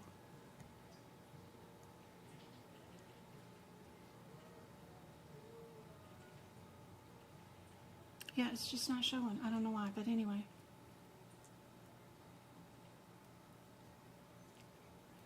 I, of course, for a lot cheaper, what is that right there? If you go to my website, I have practice exam questions here on all these pages, and for like cardiovascular, for $8 you can get access to all of the practice exam questions that I have. This is just all cardiovascular. Comes with decision trees, of course, and some anatomy that you guys can match up here on the heart in just a minute. Play around with some patient charts, adding in the vocabulary terms and stuff like that, and you know, pick out your answer, and it'll tell you whether you're right or wrong. Move on to the next question. Yeah, but there's a ton of cardiovascular practice questions here, and mine are only $8. But there's also, you know, E&M questions, there's integumentary, there's the digestive system, orthopedics, ear, nose, and throat, just all kinds of practice questions that you get access to, and more anatomy stuff to play around in, you know. And they'll go for, you know, any kind of exam question. These are just all questions on modifiers. The whole page, nothing but modifiers. There's even some patient charts that you look at, and then it tells you, okay, what modifier goes with that. So it's too fun. Got a lot of practice exam questions in that. And then guidelines. This page is nothing but guideline questions. Really cool. And then what else do I have? Oh, come on. Spinal ones. These are all the spinal back x-ray ones. You know, anything to do with spinal practice questions on that page. Try to keep them separated so that they don't bleed into the next question. If you're doing this on a mobile device, sometimes if I don't put a lot of space in between the questions, then they run into each other. So yeah, those are the spinal questions. And anytime you wanted to cancel your subscription, you just click on your little bubble right there and go to subscriptions, and it's just one click right inside there, and you can cancel it at any time. So super cool. All right, where was I at? I was trying to get done with this lesson before tomorrow. I got to teach 2 classes tomorrow, and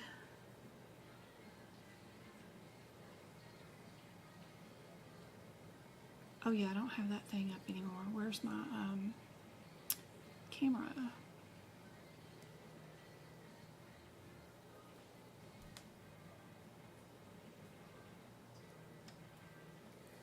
And there we go. There's camera back. All right.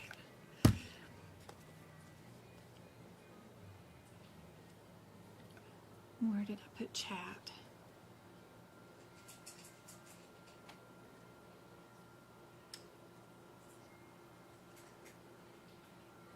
Sorry, I gotta find chat again, and it won't come up unless I get off of my scanner.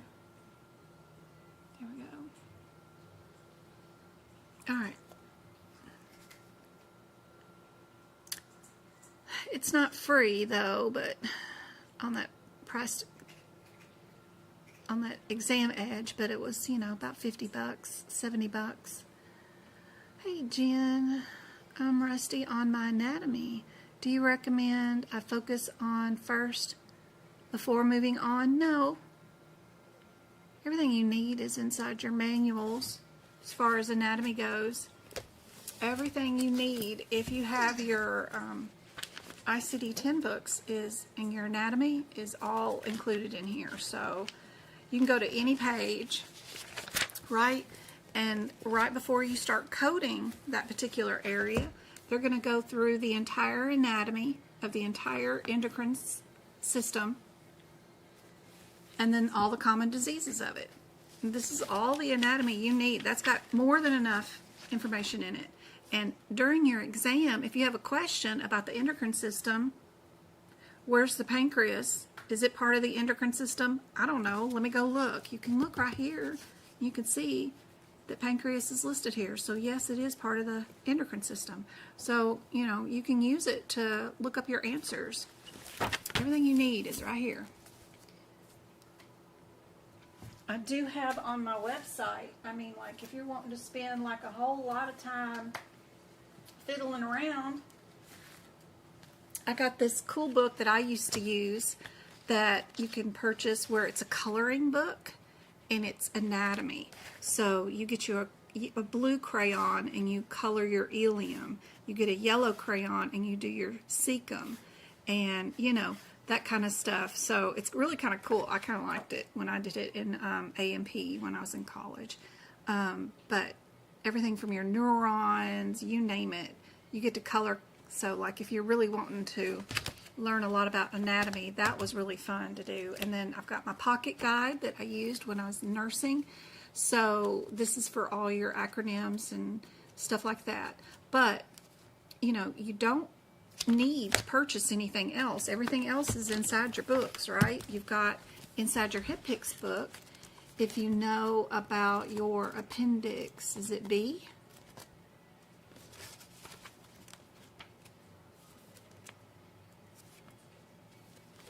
C. Appendix C has a ton of your abbreviations inside of it. So, you know, a lot of this stuff, it's here. You just haven't went through all the pages to figure out what's inside all your books.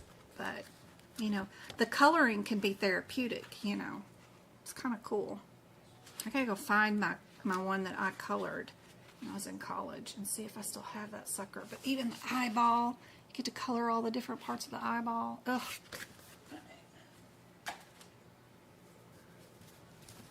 But everything you need is right there.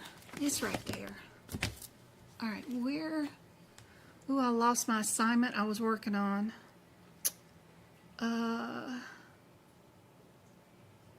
Where is this thing?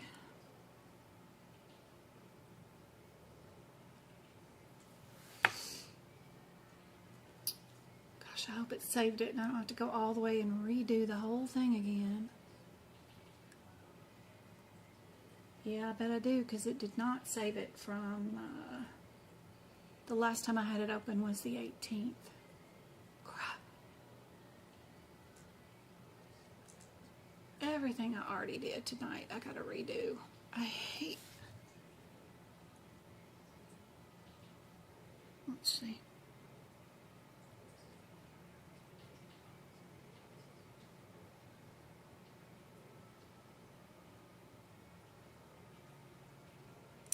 Yeah, I gotta go redo all of this that I did tonight. Everything I did with you guys, I gotta go look it all up again. Oh my God. Alright.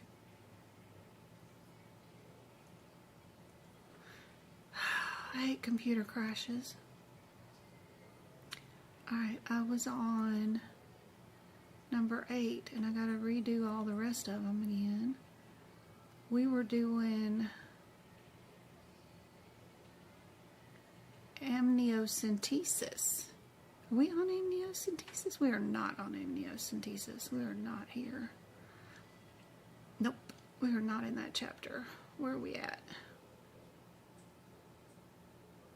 This next chapter.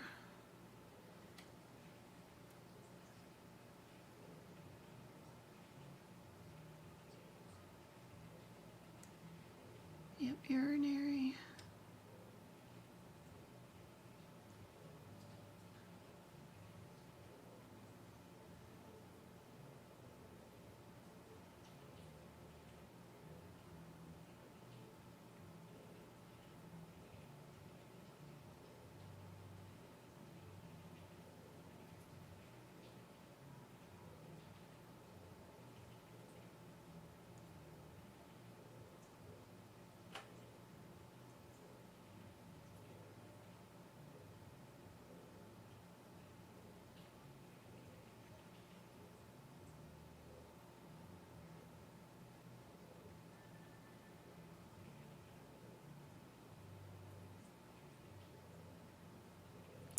So we've got bladder and prostate tumor, and we did a TURBT,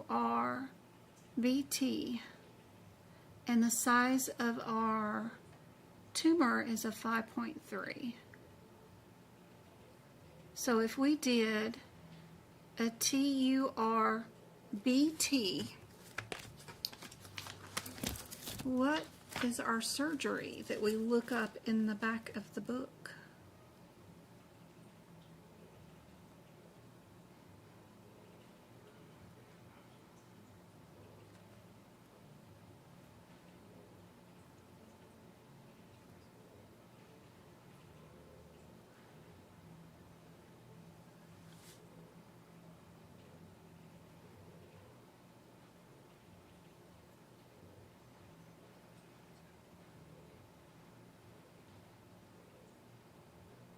Transurethral resection of the bladder tumor.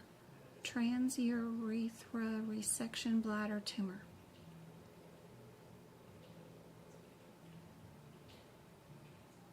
How did we go into the body?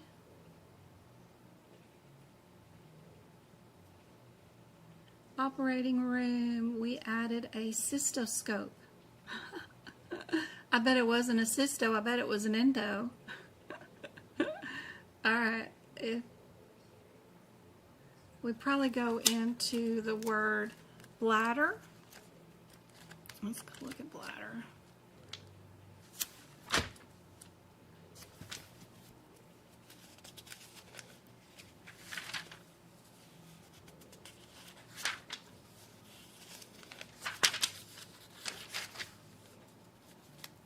Bladder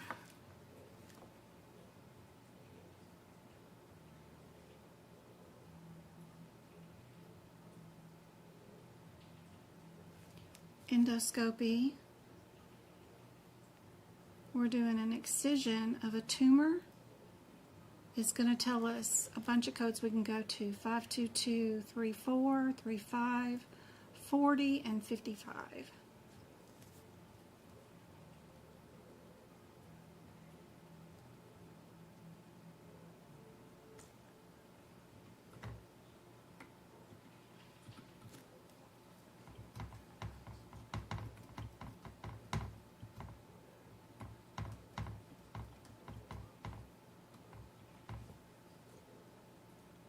That's going to get us to the 52234 area.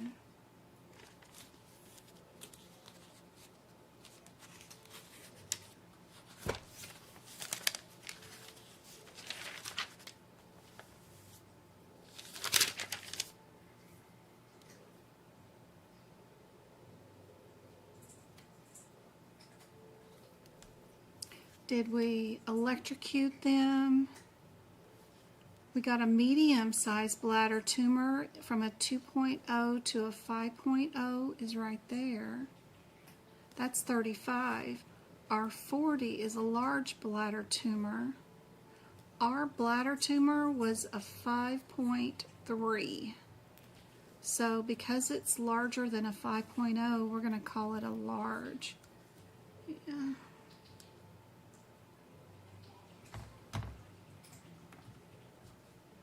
So those codes are done just based off of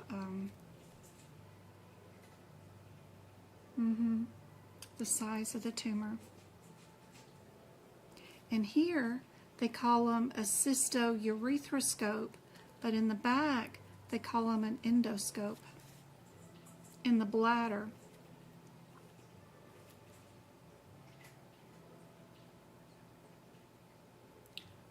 Our diagnosis for this patient: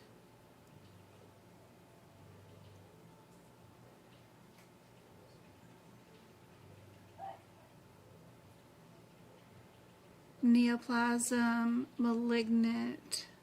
So we're going to go to our neoplasm table, right,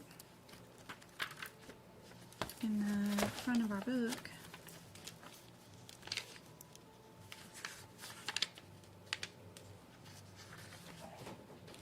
And neoplasms. Gonna go to our neoplasms and we're gonna look up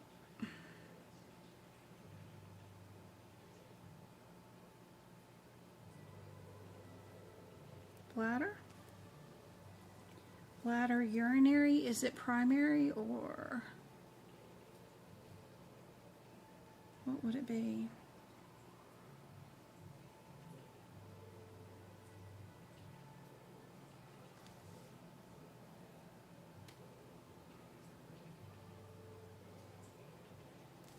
Because it's of the neck of the bladder, we're going to go down to the triome.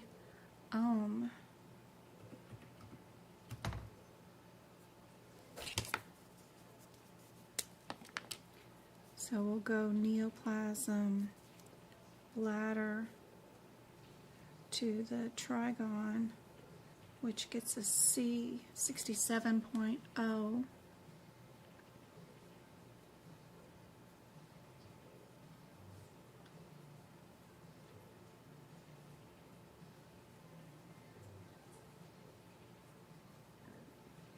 The pathology report says revealed bladder carcinoma in the trigon and bladder neck and reoccurrence of prostate cancer.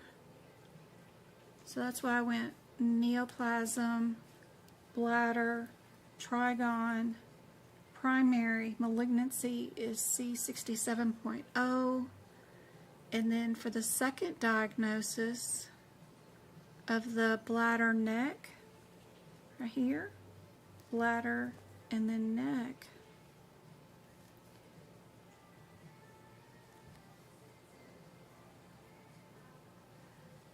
Is that primary to malignancy? Interesting. Can you have two primary cancers? C67.5. And then our reoccurrent prostate cancer.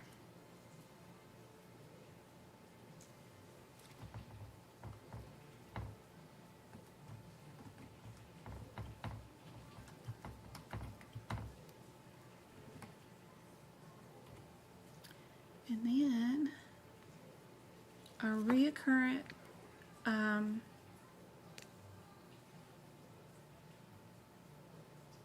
prostate cancer. How do we look up that one?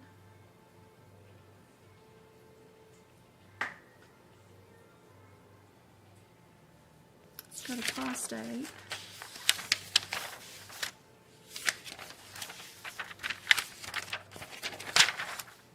Prostate over here is our C61.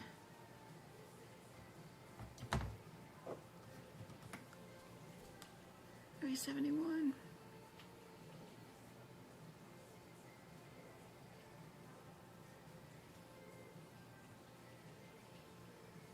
My last surgery was a cystoscope for a tumor in the posterior bladder wall. We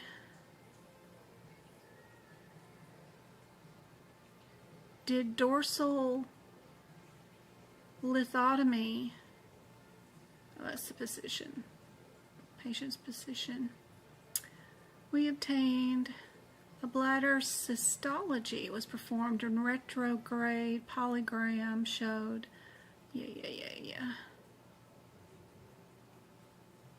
bilateral retrograde polygram interpretation. We did bilaterally. Alright, so we get to add some radiology to this one. What was our final diagnosis? Was a tumor bladder.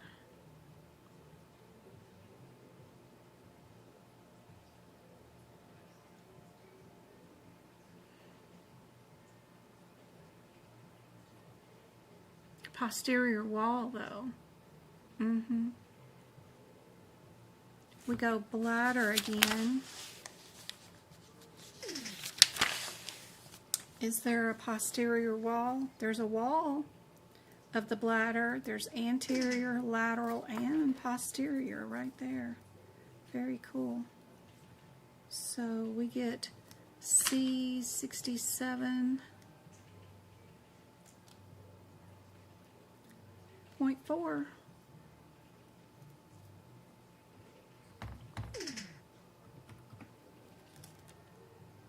Now for the procedure.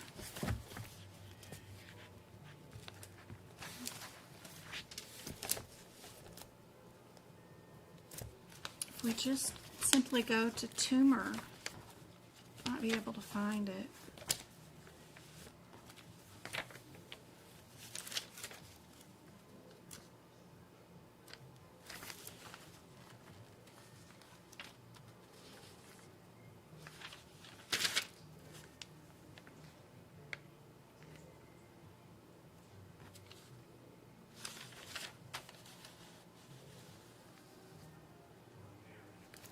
Tumor,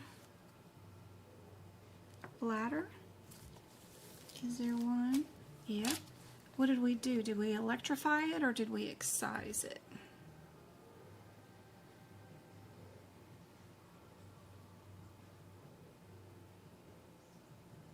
We did an excision.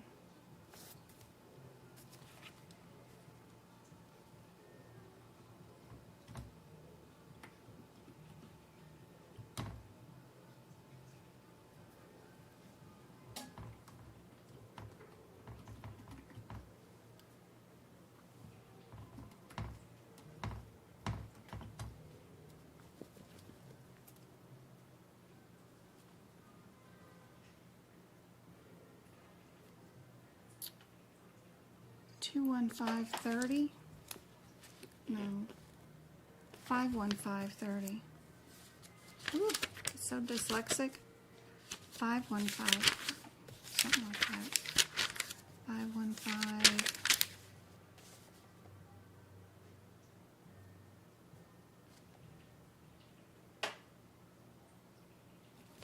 $515.30.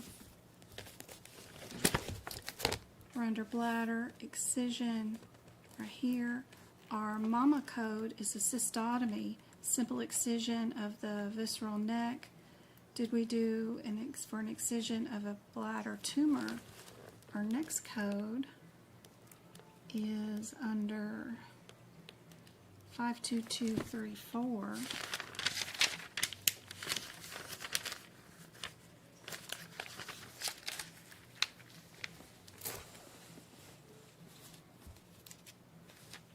Which is underneath this one, which is our Cystourethroscope with our electricity and resection of a small tumor. How do we know if we're here or if we're there? These codes are under excision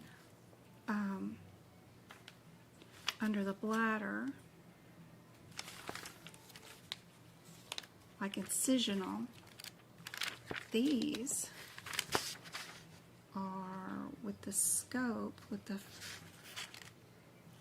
endoscopes. Yep. With the frigation, yep.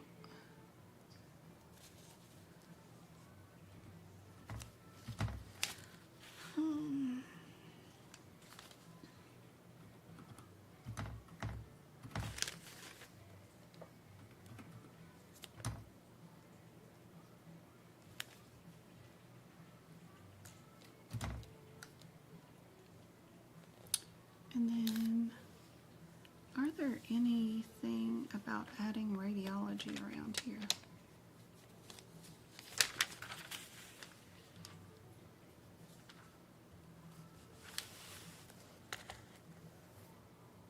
Anything about adding radiology to these codes?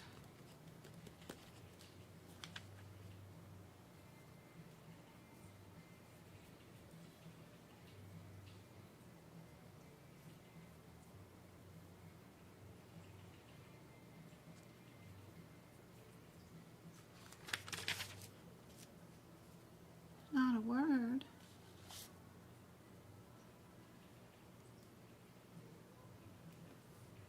But if we do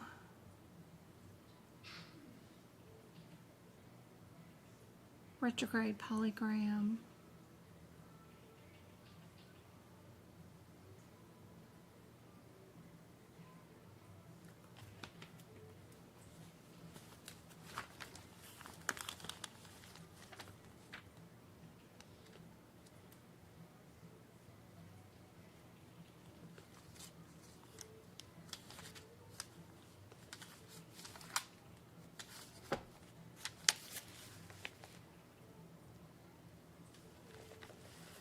for our urinary tract,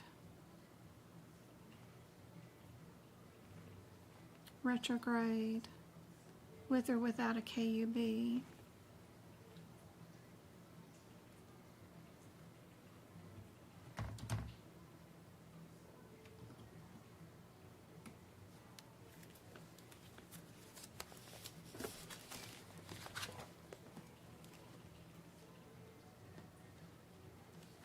Retro,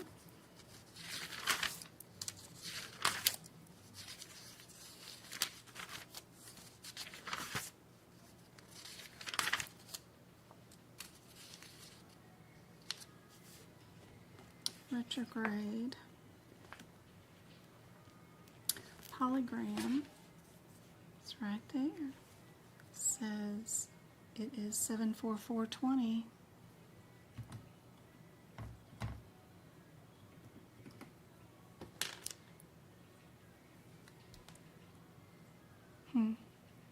Let me check chat again.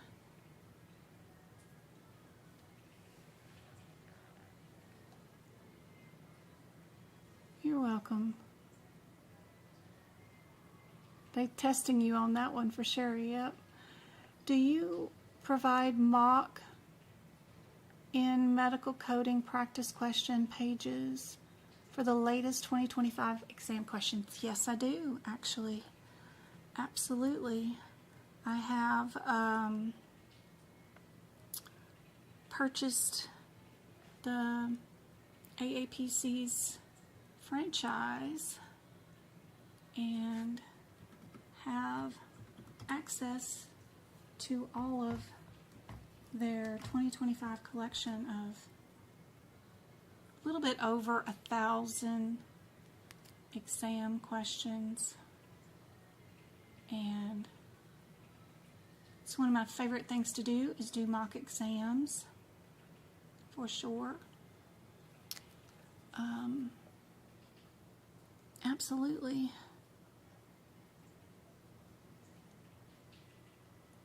I had a window capture here. Ooh, yeah. These are so cool. This little thing is so cool. I can go into opening up an existing block of questions. So like for, hold on, it stopped showing you guys. Is that, no?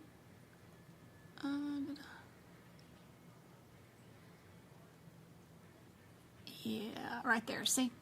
So I can open up 2025's pool of whatever chapter questions.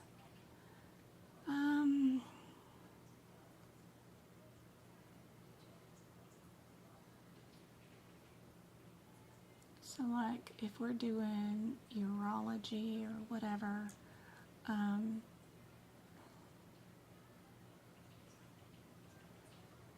reproductive, radiological, eyes, endocrine, reproductive system, and then let me see, wrong one, that one, there we go. So then that opens up all of the exam questions for 2025. But yeah, I've got a, probably going to be doing a workshop mock exam around, I was thinking about the 31st the last day of the month, is to do our May mock exam for the CPC exam. I have to be on a Saturday because I teach 2 classes on Sundays now and on Wednesdays, so have to be a Saturday. So the 31st, we could do another mock exam, and then you guys show up, see if you can do all 75 questions with me in 3 hours, and that will give you a really good indication whether you are ready for your exam.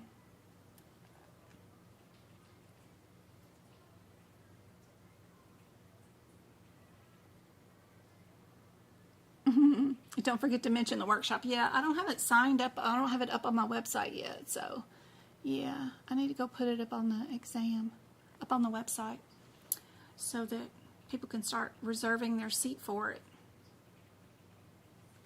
Anyway, I hope looking through the ICD-10 and the CPT book and just looking up procedures and looking up diagnosis codes with me and listen to me banter about semantics and how I think the book should be set up was somewhat helpful in some fashion for you. Thanks for jumping in and hanging out with me. And now I'm going to go back and redo everything I just did. As I'm having a hot flash, turn on the air conditioner again. But I hope this was helpful. I'm going to pause this live and let it save, and you guys can replay it anytime you guys need to. But hopefully it's a little helpful. Thanks for hanging out with me for sure, Go-Kart. Appreciate it.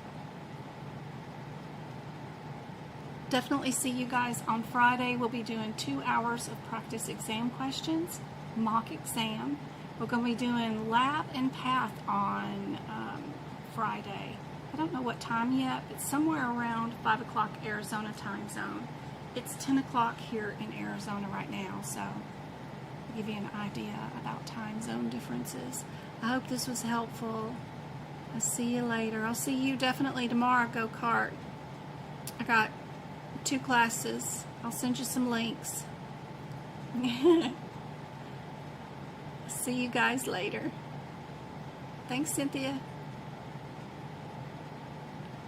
Thanks for liking the live too. You guys are awesome.